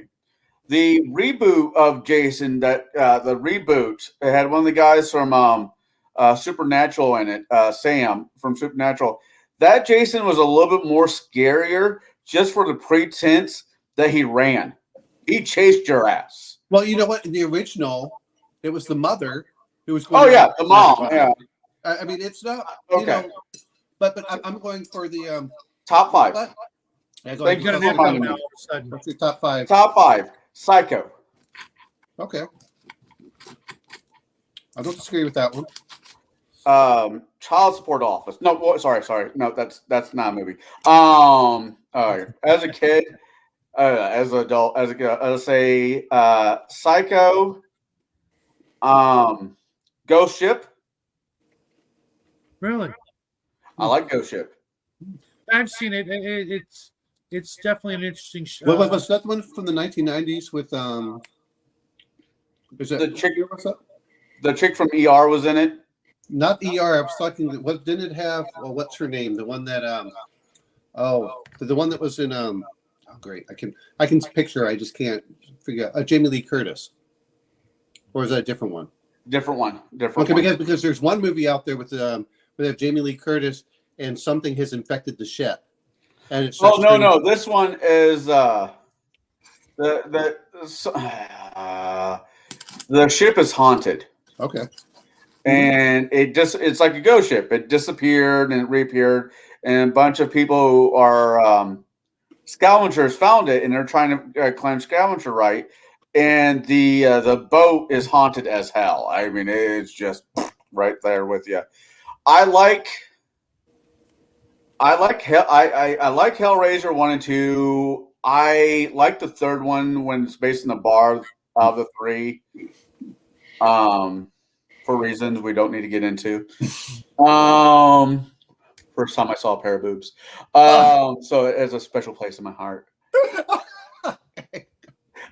Joking. No, I actually do like the bar one. The conversation between Pinhead and the bar owner was interesting. He always no, it was the reporter that I thought was interesting. I enjoyed that more than the other two. Not Jason. The last Freddy Krueger one before Freddy dies. Was that the third one? That's the 5th one. No, okay, because I thought that he kept dying. Yeah, okay. We all like our movies for different reasons. Mm-hmm. And the 5th one, it's childish, but it always scared the shit out of me as a kid. I always had to run out of the room during a certain scene of it. And it was Hansel and Gretel. And it was like not made for movie theater. It was made for TV. And I don't know. I'd watch it. Had a couple of famous actors in it at the time. Had the scientist from Ninja Turtles 2. I can't think of his name. And it is the father. But something about it as a kid scared the ever living fuck out of me. Which, it's Eastern European German story. So those were ones I kind of lean to. But those are my top 5. I mean, there's others on the list, but those are the ones I enjoy. You two just didn't care for the slashers at all, Jason, Freddy. Yeah, it was just. I enjoyed. There was nothing believable about it. I enjoyed the first one. Didn't like Halloween. Didn't like Hellraiser. Did we do Halloween last year? Yeah, we did. Yeah, I hated that movie. I didn't mind the first stuff. I didn't mind the first one. The problem is after that is then they just felt they have to ramp up it even worse. That always happened. The other one, I was like, okay, but they were low budget films. I'm trying to think of, I probably liked a lot more of the Hammer films than when they came out with the what was it, the Bathory lady, Christopher Lee as the vampire, or Van Helsing, when they have that, along with Peter Cushing, those are, and I will say this much as far as comedies, because sometimes I enjoy the comedies more than anything else. I remember when Scary Movie came out, and I laughed so much, I said I could never watch this movie again because it annoyed me. Oh, how could I forget that movie? With Jamie Woods? No, The Haunting with fuck. It had Owen Wilson. It had the same chick who played Gomez Adams in the remake of Wednesday. Liam Neeson. Where they go? I think it was a remake, but God, that movie's also bothered me. I don't know. See, supernatural stuff. Even though I believe I'm somewhat superstitious, but certain slasher movies just get to me, like Scream. Yeah, Scream wasn't bad, but Not Scream 1, a tooth on, but the original Scream. A lot of these I think were kind of I'm trying to think of whenever I think of ghost movies, I always preferred the Japanese ghost movies that they had. The Ring. Well, there was The Ring, but I'm referring to, when I talk about it's not the American stuff. We're talking stuff from the 60s, the 70s. Oh, okay. One of them they had where the guy's being chased by the ghost that's going to kill him. Because, I mean, their ghosts are not like, woo! No, their ghosts are like, and so the priest puts up all the symbols all over the guy's body and face, but he misses one part, which are the ears, and the ghost rips them off. The Japanese don't play around with ghosts. They're not just like, woo! Yeah, but their vampires are crap. A series that I enjoyed, the first part, and I haven't really watched the other seasons, was it Half Breed or something like that? I'll have to go look it up. But they do a lot of stuff from the Asian. It's on HBO. And they're, so let's see. That's a movie that no one picked. 13 Ghosts. 13 Ghosts wasn't. Yeah, again, ghosts just don't scare me. That's. Growing up, my stepdad, when my mom was with my stepdad, he had a hard on for all things horror. So as growing up, it was Freddy, Jason, Chucky. Chucky bothered me just because it was a toy. It wasn't so much it was what it was, but it was a toy, and I had my share. Oh, Half-Worlds. That's what it's called on HBO. Half-World. I'll have to look into that one. Half-Worlds is kind of cool. But each season's different than the other, so they change actors up. It's like, oh man, I want a little bit more story from the other one. But I thought I enjoyed the first season. I haven't really gotten to the second one. Sometimes when they change up all the character cast, like, oh man, I have to get invested in a whole new group. I'm not a big fan of zombie movies. I mean, I don't mind watching some zombie movies, but zombie movies don't scare me. What did you think of Final Destination? That's kind of the response I get from a lot of people. I thought the concept was interesting. Yeah. I think they could have done a better job with it. But I definitely think the concept that, okay, you had a 5-second look into the future. By doing that, you robbed death of, 5-6 different people, and death comes and collects his debt in order of all things. Yeah, I don't believe in there actually being an entity that is death. So that's sort of primitive. Oh, I get it. I just thought it was an interesting concept. Does nothing for me. Same thing with ghosts. Now, demons, that's totally different. That's the thing you should be afraid of. If you're going to be afraid of something that's not, normal people and animals or like aliens, that's top of the list, and nobody ever does it right. You know what the scariest thing is whenever I turn on the news to hear them talk, whenever the politicians start talking. And so I'm much happier to just watch horror movies, but at least I know they're not real. Yeah, I was thinking about this.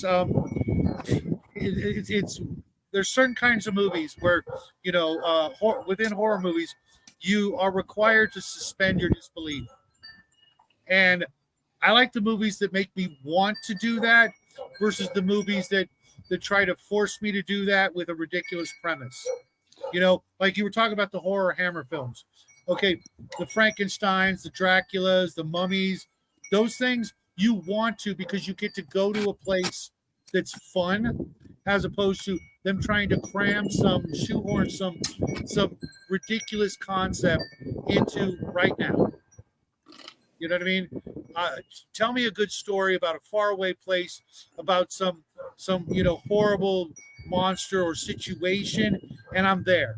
But like throw a bunch of zombies in a mall, or a dude who can't be killed just slashing and killing everybody, and nobody thought to run the hell away, or stay in a group and get in a car and drive the hell away, or I don't know, not go into the woods without like 8 guns and just unload on his ass. Where's the backing of these entities? These Freddys and Jasons and whatnot. What actually gives them the power to pull The this thing with off? Wait a minute. I got to mention one. Dale and Tucker versus Evil. I've heard that it's amazing. I've get to see it. But Freddy was also interesting concept. It kind of Dale and Tucker is the two guys that you think would be killing all the kids aren't. And, It's a great big misunderstanding. Yeah. With Freddy, the reason why I like Freddy Dies or The Last Friday is I actually, at this point, in the 90s and on, everybody knows more or less the story of Freddy Krueger. He was a pedophile child killer that got burnt. But how was he able to, was he a ghost? Is that how he invaded people's dreams? ... No. In the last one, which is kind of cheesy, but I enjoyed it because it was cheesy. In Greek mythology, the god of dreams, Morpheus, has his own people. Some of them are good, some of them are bad. This is in Greek mythology. 3 of them decided to make a deal with good old Fred, who will now be able to haunt people's dreams. So if you think out, I've seen the first of every one of them. Freddy, Jason, Michael Myers. The only reason that's what I'm just saying, I like the last one, the last one, Freddy Dies, just because they explain how Freddy became Freddy. And it's like, what was the other one that was really big for a while? And we found out the creator/director is a pedophile. Jeepers Creepers. Oh, yeah. That one was pretty creepy. What the fuck is he? Well, my friend Was he a demon? Was he? Go for it. My friend liked it right up until the point that they realized that he was a supernatural being, and that's when he said, "I'm just tuning out." but before, just the fact of getting some crazy man out there that. Oh God, yeah. It's the. But you know what? Some of it is just how much do you want it? I don't. For me, again playing D&D and stuff and having guns, I'm like, look, most stuff isn't scaring me quite as much. If we're going to talk about it, which I think is actually pretty decent, was Poltergeist, if you can go for Ghost. But, that was more of creepy kind of things. But it's like, okay, well, how do you handle certain aspects? And, so I always try going mining stuff right. That's one of the reasons I like Nightbreed, because they had to go into into the cemetery. And then they would find they find all the monsters, and then some of the monsters, and the monsters had to try being good for some of it, which I liked the whole idea with it when they're going to go into. I was like, okay, I like that. The other one I really enjoy. Not that you guys have watched. What about the people under the stairs? I never watched that one. That one was I don't remember. Interesting. The other one I liked was that one just popped into my memory. Night Watch. Night Watch I enjoyed because I think that would count towards that. Well, we have the Stephen King in Halloween. Some of his movies were great, not great. Some of his movies were good. No, good for what they were. Great was Shawshank. Everything else, every single other movie he ever You got made, Jack Nicholson. 5 caliber bullet. You got The Shining with Jack Nicholson up in a remote hotel up in the mountains with him and his wife and a child, and he goes fucking crazy. You have Pet Cemetery, which you can definitely mine for if you're doing a D&D or RPG campaign. You can definitely mine from Pet Cemetery. I'm thinking Carrie. I'll be honest. I never liked any of his stuff that was transferred over. I'm not saying they're great, but they're definitely, you could definitely mine different concepts out of them. You know what though is, and I know that you just mentioned Mimic, and Mimic reminded me of, I think there's some better series like The Strain. I don't know if you guys saw that one. Yeah, that one was on TNT, where it was kind of a very interesting. take on vampires. Yeah, it was. They were parasites. They're worm parasites. Yeah, and that's how it was spreading. But then you still had the upper echelons. Yeah, you know what? And just because I know you probably with Dresden Files. Not that they were great movies, but I did like some of the ideas. Was Underworld. Underworld is fun. That Underworld should be played in my understanding is World of Darkness. It doesn't. I mean, you could transfer it over to Dungeons and Dragons or whatever, but it really fits better into World of Darkness. Mm-hmm. Well, that's one. No, Justin. I actually like the 1990s Stand. That was a TV special.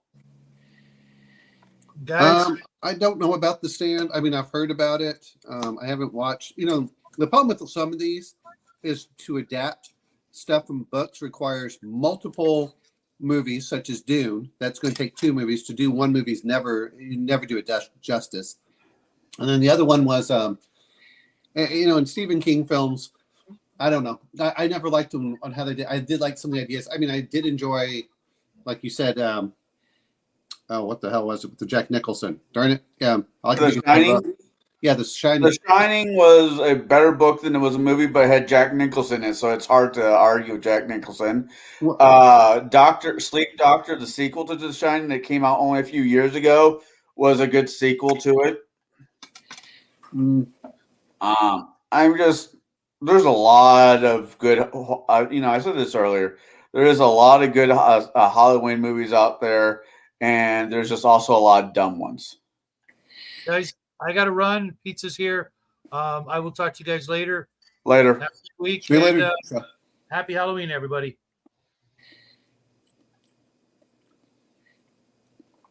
Well, I mean, there's stuff that I think is just cool. Some of it is I just got burned out of so much stuff, and but that was part of the reason that I picked Dog Soldiers, because that's more of an action-oriented horror film. Yeah. So, when we talk about that one, hopefully, like I know, Shadow, I don't know which ones he likes and which ones he doesn't, because he's all over the place. So we'll see if he likes Dog Soldiers or not. I actually don't mind that. I actually like that we will come across movies that some of us just don't like. I know. Well, that's why sometimes I'll tease. He's like, "Oh, this is a great film." I'm like, I think you're looking through it with nostalgia glasses.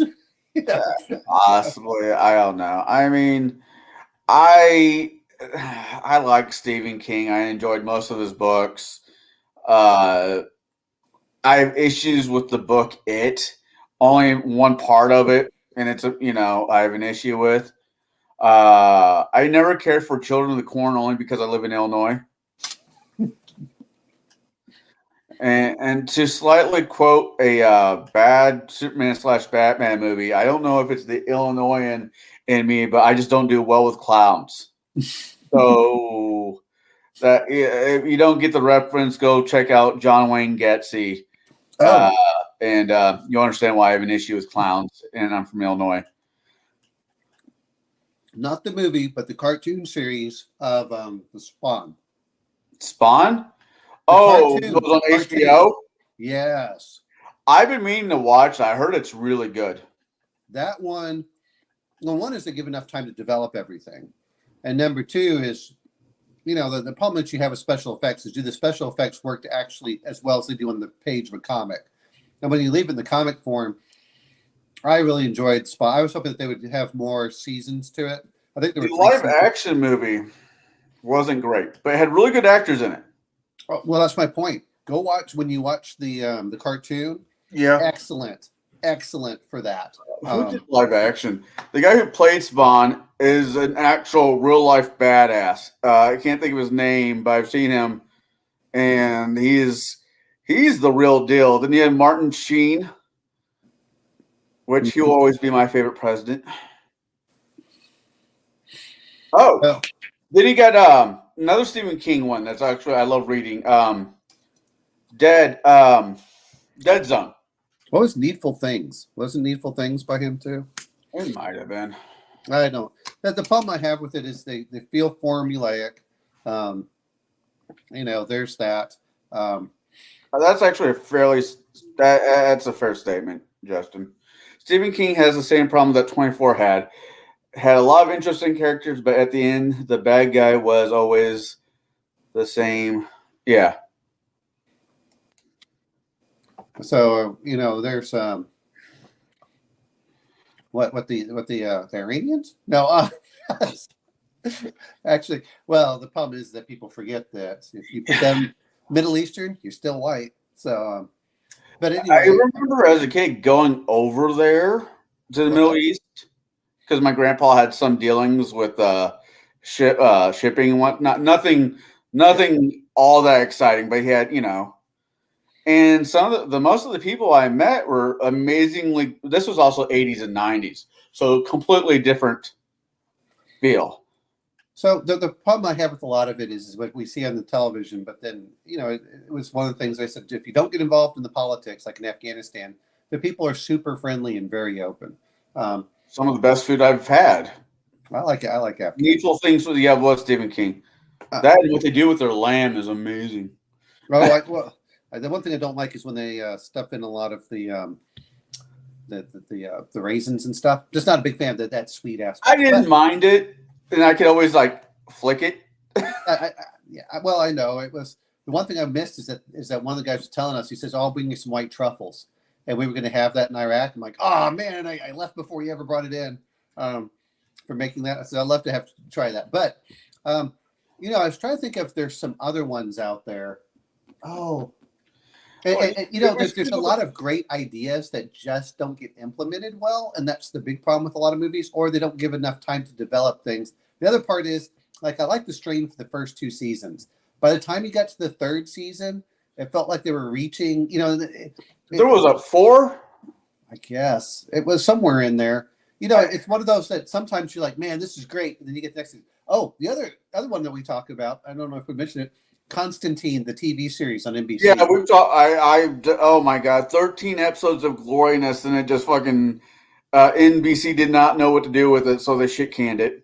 Well, I can tell you why. Because I try looking at my friends to see it, and my friend who I thought would love was like, it was just a little too creepy and dark for me. I'm like, it was awesome. It was Constantine. Well, okay. Well, but she didn't know. Well, remember, most people have no reference. Like I have the Hellblazer, which I have the Hellblazer. Well, I have a couple of the graphic novels. I liked him, and they nailed that character. They nailed the character so well in there. The actor was brilliant for it. Matt, he looked like it too. And I don't like the Constantine movie, but the series, he looks like.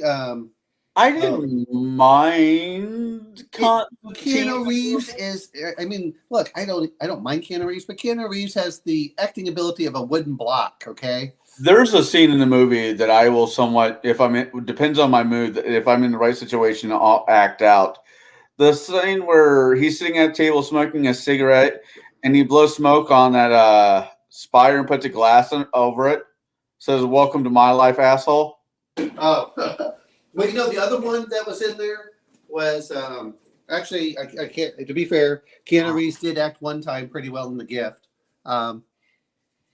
If you remember watching that movie. Hold on, I want to get Justin in here because it's just us. Yeah, we're not all over the place, but we're. Yes, there were no cigarette burns on his shirt. Oh God, I love my mom. I really do. But I cannot tell you how many times I go help her with her bed sheets. Back in the day, she doesn't do it anymore. And there'll be cigarette burns in the sheets. Oh, did you know that's one of the things they talk about for people going? When they light themselves on fire, is it's spontaneous combustion.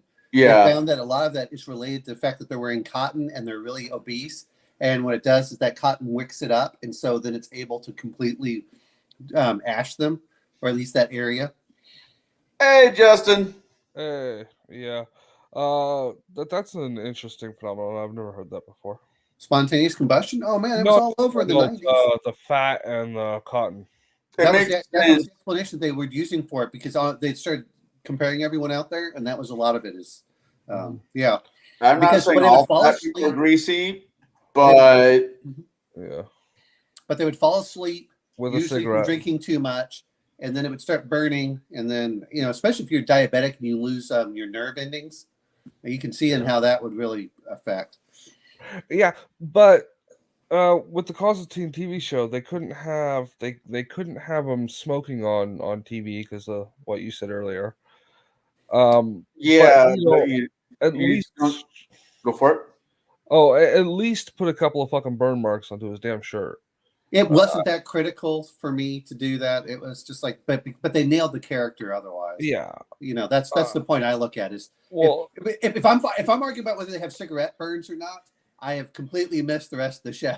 yeah, that's my point. It's I know. just that one little personality quirk that they could have done. Like, he was also always wearing a shirt that was almost perfectly starched white.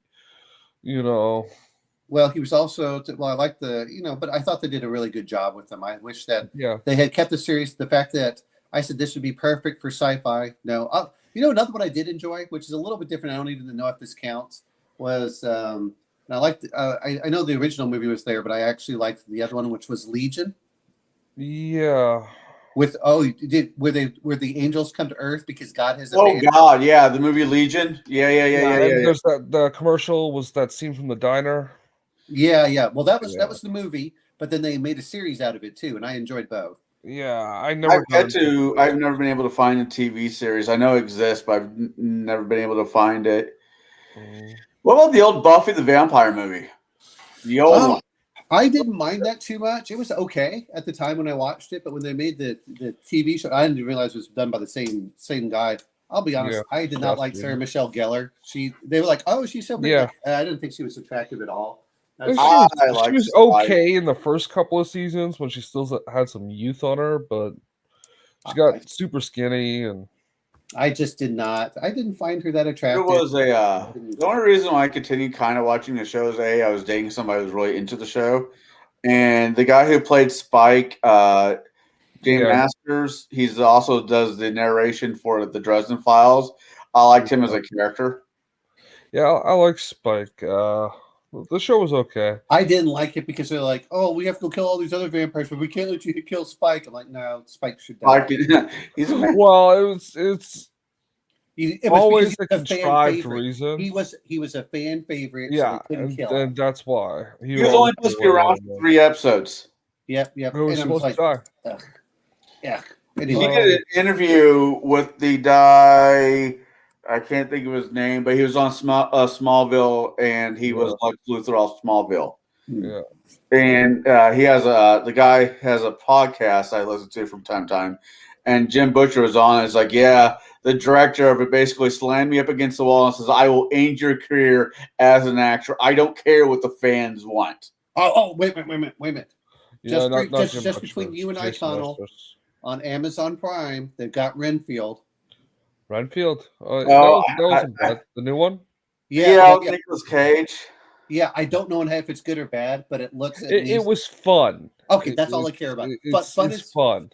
Okay, well that gives me a plus to it. So I still need to find a way to watch Dog Soldier, but I still have a week or two. I don't know. Yeah, matey. R. Or I just might rent it off Vudu. I don't know where I saw it somewhere where I don't know where it's. But yeah, I liked Dog Soldier, so I really. Oh, apparently they made a sequel. Oh, come on. Yeah. Okay. Pluto has it. It's on normal TV. Okay. Oh, and on Amazon Prime for free. Yep. I highly recommend if you. Hulu has it. Okay, so I okay. It's everywhere. Yep. Well, next week, if it is all possible, I don't know how to do it, but I'd like to knock out Lost Boys and Dog Soldiers. Then get right into November as much as we can, because November, man, I don't know. Somebody pointed this out to me. It's like as you get older, months will just fly by. Yeah. I don't. You know what though is what would we do for November? Oh, you already called it. Oh, which was military movies. Oh, okay, yeah. Okay, cool. And I don't want to have to do any more Christmas. I know that the Shadow's big into having that nice Christmas, but you know what? I'm happy. Well, I already got my Christmas movie picked out. I had it picked out last year. The problem was it was in theaters. Which one? Violent Night. Oh, Yeah, yeah, that there was- Violent. that was fun too. There was Violent Night. What is it? I've looked at kind of. Part of me wants to get Bad Santa, except I can't watch it again. Some of them were really funny when I saw it. But I'm like, it just grates on me too No. much to watch There's only again. so many times I could watch Bad Santa. Hey, so Justin, what's your top 5 horror movies? Halloween movies? It's kind of hard. It's not a genre I really like, but you know, I like the Evil Dead movies, especially the last one in the trilogy. Oh, the Army of Darkness. Yeah, Yeah, Army of Darkness was just so much fun. I liked it better than the first two. Yeah. No one picked it. No, well, you know what? I part kept of it was- screaming it in the chat, but you guys. I know. Hey. That wasn't. Look, I had to pick one of them, and I'd love just because I love something doesn't mean that there were too many to pick from in certain cases. Yeah. I would have still liked to pick. If you want to talk about, which is not a scary movie, but it is for Halloween, was Spaced Invaders. Space God. Invaders. The problem with doing the Evil Dead one is we would have to watch 1 or 2 because they're basically all the same damn movie. Yeah. Before we did Evil Dead, Army of Darkness. No, you don't need Army of Darkness. You can just pull out. It's got that pre-ramble that they do. Yeah. Oh, yeah. It's been forever since I've seen it, but you're right. And it really doesn't matter just because Army of Darkness stands on its own. And you don't need to watch the other two. Whereas Did if you you watch guys- Evil Dead 1 and Evil Dead 2, you have to watch. If you go watch, you have to know. Yeah, perfect timing. You really got to fix that, man. It's annoying. It's not on my side by as far as I can tell. So that's the problem. You know. Bruce, what did he send? Oh, Him painting fakes. Dead. I like. Well, that's what I I like. like The Stand. The Stand. Did you see the remake? Yeah, it was kind of disjointed. It was visually pretty, but too artsy. You know, like I like both of the original and the remake for different reasons. I love the fact that Amber Heard, they turned her into the whore that she really was. You know, there's the real horror movie. Now, the thing like pisses me off though is they've got the poster art with the guy nailed to the power pole, right? Yeah, and they cut the power pole off and have it suspending by the wires. yeah. Just to take away from the Christian symbology, which kind of ticks me off. Okay, so let me see if this was right. Did any of you see Season of the Witch? Yes, Season with of Nick the Cage and Witch. Paul. Nicolas Cage and, Ron Ron Perlman. Yeah, no, I would put liked that on my list. I like That's a that good one. film. I liked Season of the Witch. Yeah. Speaking of witches, I'm doing on Table Breakers. They never watch my show, so I don't have to worry about them finding out.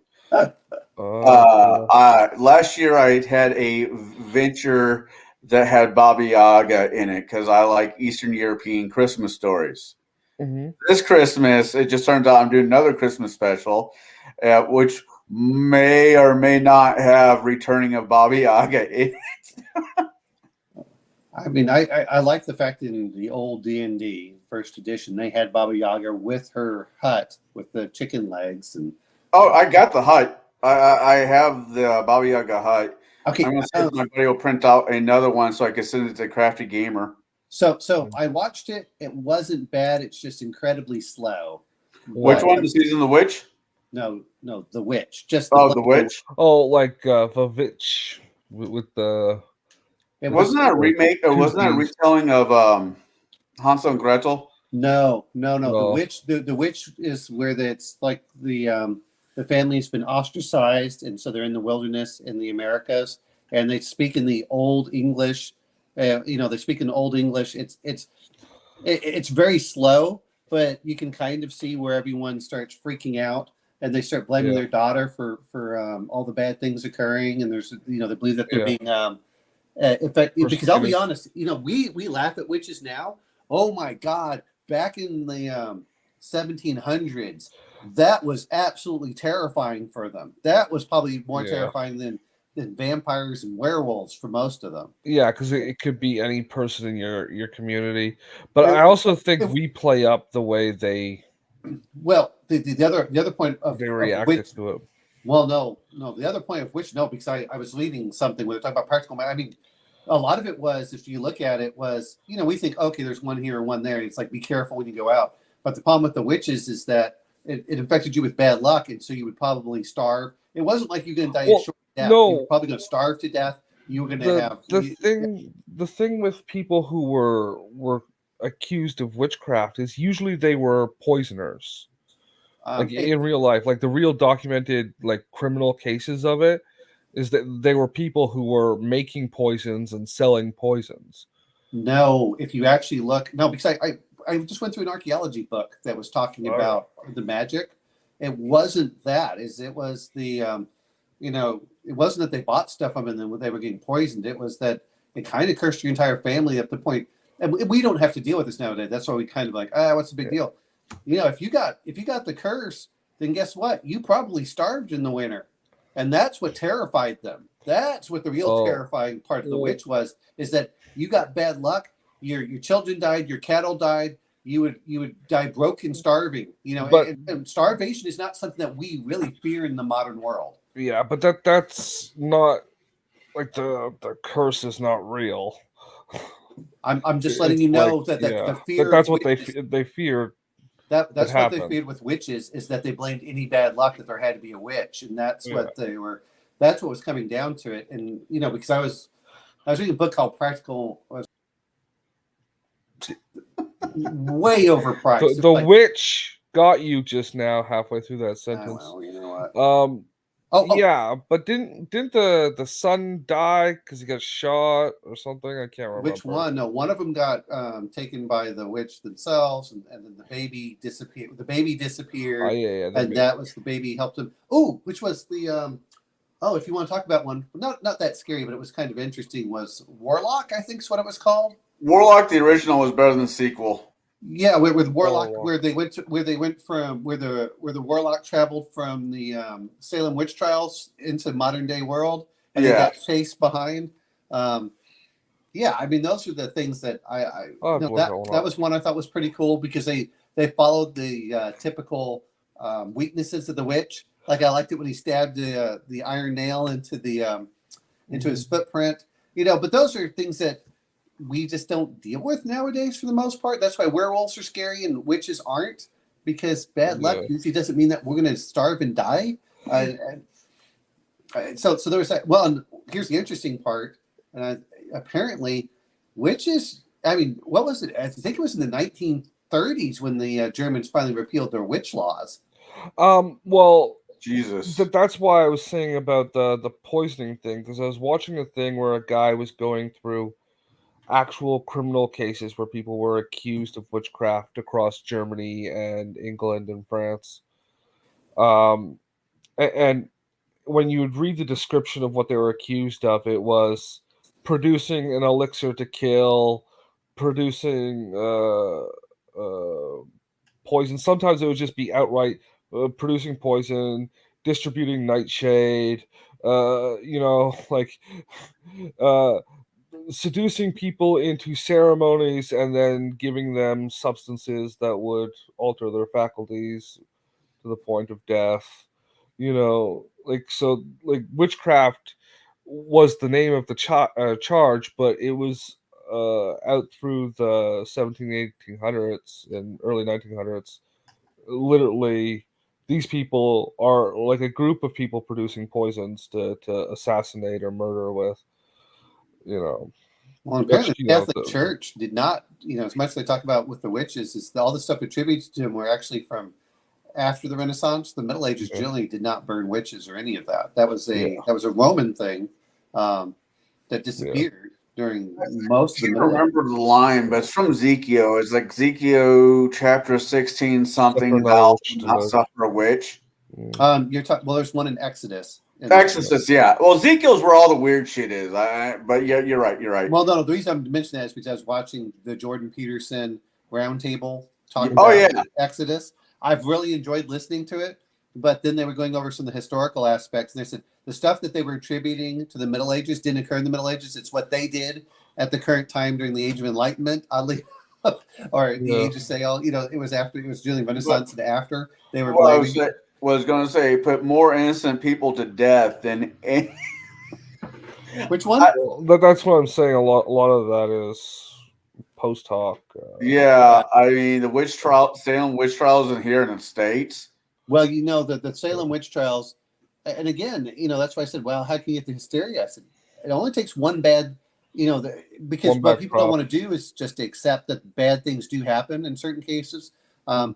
And some of it was just greed, like the male guy that they pressed, where he had to say whether he was not guilty or guilty, and he kept his mouth shut about it. And when they said, we're going to put more stones on you, he said more stones or something. And what I found out is, if he had pleaded guilty, they could have taken his land. If he pleaded innocent, they could have charged him and taken his land. But by him saying nothing, when he died, all that land went to his family, so they couldn't steal it. And that's what kind of they were mad. I mean, there's a lot of dirty things. I think finally it was put into an end when they blamed the governor's daughter, and he's like, "That's it, we're done." Yeah. But it was interesting for certain ones, and I think that it's kind of fun. So now witches are fun for that. It's just like Irish don't scare us anymore. My ideal of a witch is a little bit different. I've never bought into Wizard of Oz, the Wizard of Oz movie, talking about witches. Fucking set an image for witch that has never quite gone away. What does a witch look like? She has green skin, a long nose, and a pointy hat. Mm-hmm. And that's what a lot of people saw from the Wizard of Oz movie. Yeah.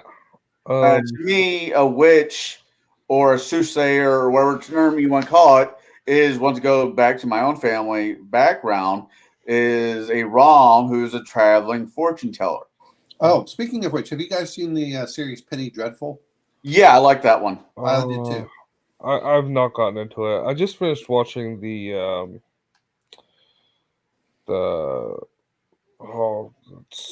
Fear Street. Okay, I don't know. Fear Street. There's 3 of them. I know, but I haven't seen it. That there were a Netflix thing. Right. The guy that wrote them is the same guy that wrote Goosebumps.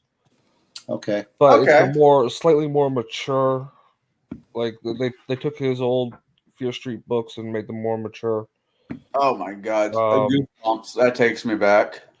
Yeah. And it's about this this town that was split in half during the Salem witch trial periods, and one half is all good and cheery, and the other half is like a hammed up. They're no good people. That's why bad things keep happening to them. Because the first one takes place in the mid 90s, and then the second one takes place in the 80s, and the third one takes place through all the time periods, but there's a lot of flashbacks in the first half of it to the 1600s. It's like there's a curse, and that's why people keep dying.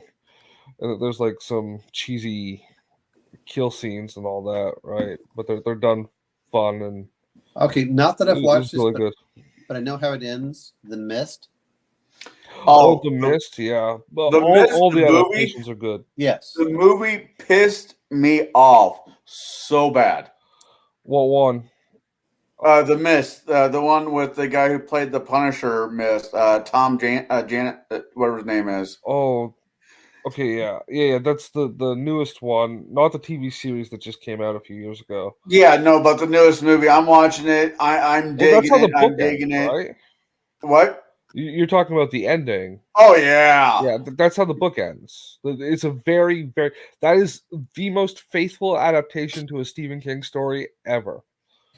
Oh, good. I'll be honest. I just think that's a cool thing to go for especially if you're going to mine it for a D&D, RPG aspect. And there's a game for people who like 5e where it takes the 5e rules basically, and they modify it a bit, called Eldritch Century, and that's kind of the premise you have, along with some really weird stuff in there. It's like, oh, okay, it's like it combines Wakanda with Atlantis with Yeah. then you have the whole thing with that, just like, not that I've watched it, but sometimes I would just like to have fun for things.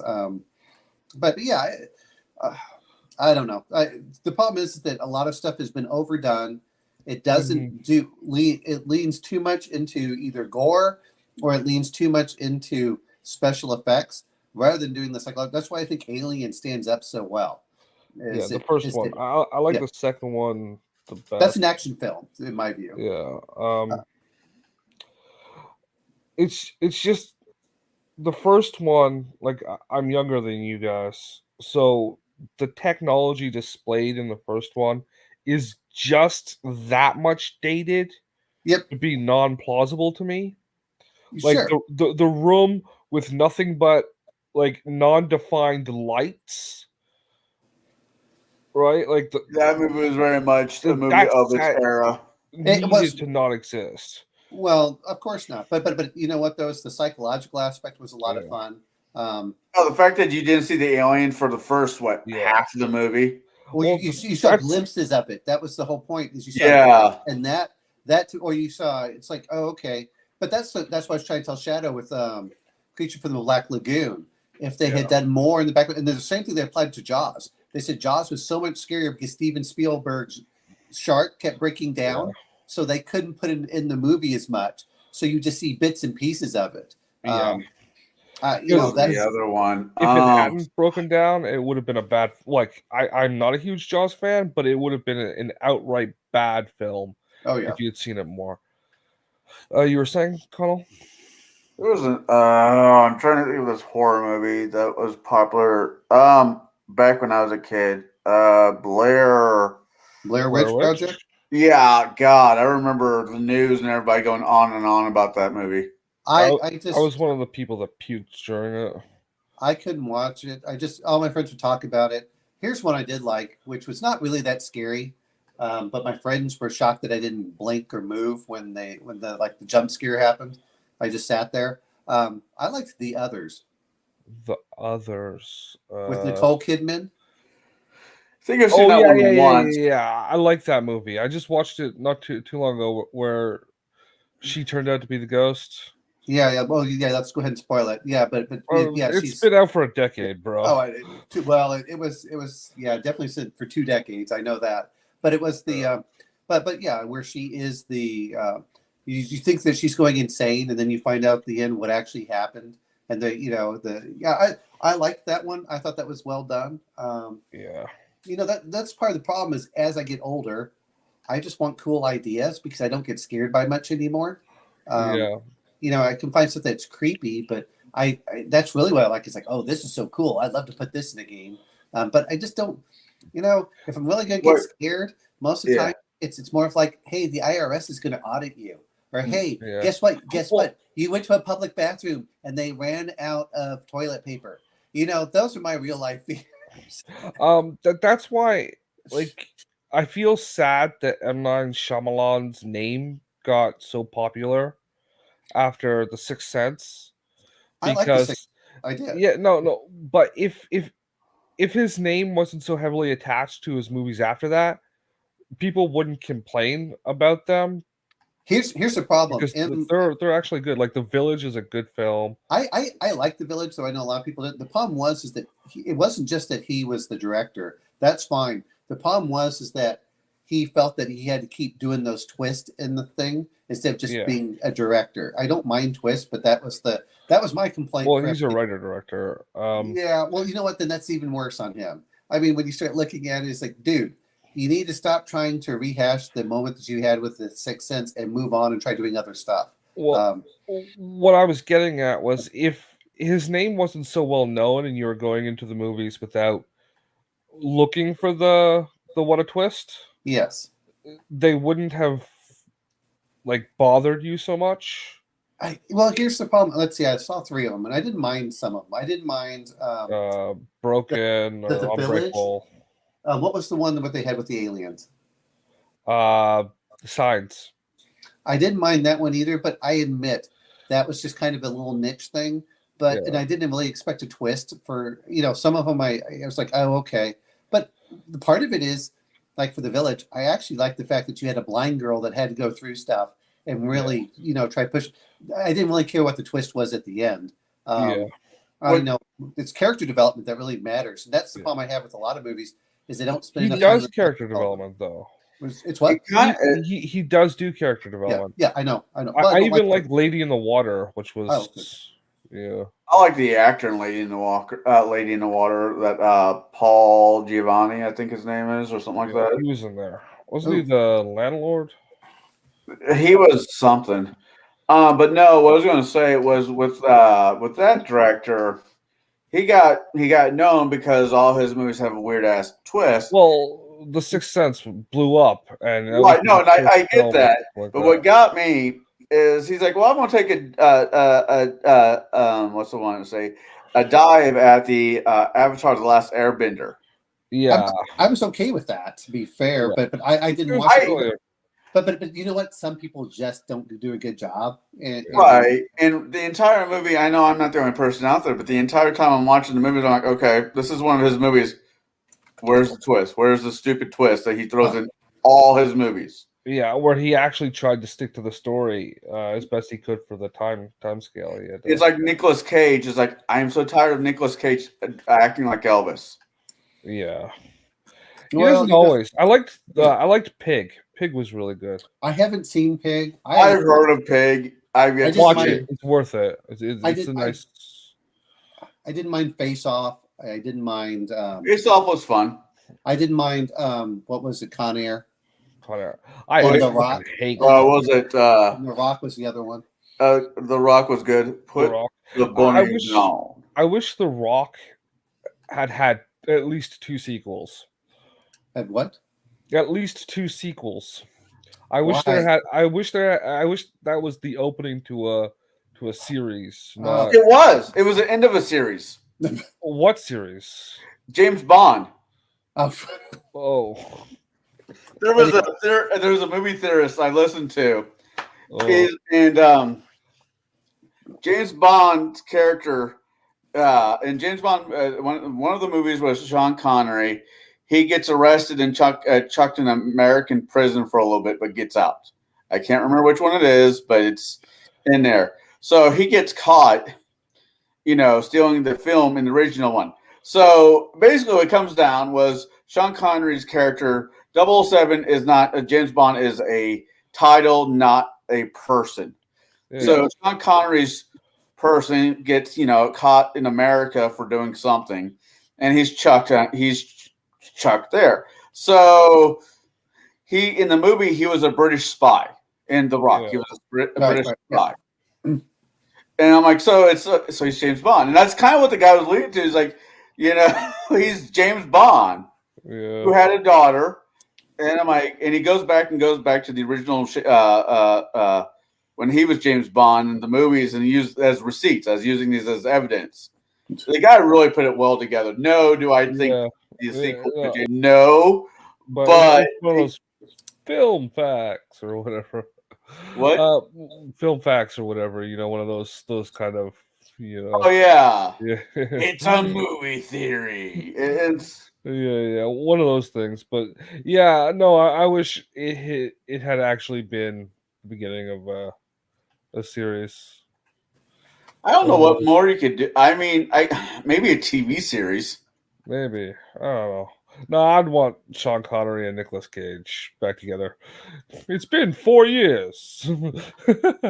What are you doing? Your daughter, you dirty old man. I was talking to that's how they met, right? He was dating his daughter or whatever. Right. No, it wasn't his daughter, but yeah. No, his daughter was out there. The woman who plays his daughter, I've seen her in a handful of films. I thought they got together at the end. But gosh, she was hot. She was in what was that movie with Brad Pitt and Anthony Hopkins? Oh, Meet Joe Black. Yeah, I've never been able to get through that movie. Not once. It's the daughter of Anthony Hopkins. She was in Mystery Man. She's been in a bunch of movies. I've always found her extremely attractive. Claire Forlani? I think that could be her name. Whatever she's in, I'm like, yeah. I never found her that gorgeous myself. I was like, oh, okay, that's fine. Hey, I'm trying to stick to the 2 hours. We're over 2 hours. So everybody who's in chat, thank you for showing up. Crafty Gamer, meaning you'll have to talk. I need to print the damn thing out, then I'll send it to you. Other than that, everybody have a safe Halloween. Remember, Halloween is meant for kids. Don't be an asshole. If you're not there to hand out candy, at least leave a bowl for the first person who shows up at your house. Well, you know what? You just turn off the light. Please just turn off your light. So yes, turn off light. Yeah, or stick a note to your door or something. Right, and don't give out fruit. Come on. Yeah, and if you don't have a diabetic coma by the end of the night, you've done it wrong. Everybody out there, you all have a safe Halloween. That's about it. We'll see you next week.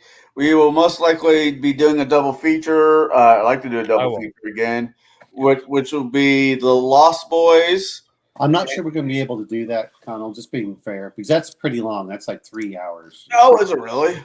Then we'll just do Lost Boys next week. Okay. Then the week after that, we'll give you a double feature the same way we did Mark. Oh, no. You know what? I'll have to do Dog Soldiers, and then, we're going to do a war movie. Not a 3-hour war movie. No troll Custom, damn it. You know what though is I kind of like mixing up fun stuff in there. So it might be Kelly's Heroes or something fun for that. You all heard them, Kelly's Heroes. We're going to. I'm not committing to that yet. I'm just saying. That's not what I heard. Now,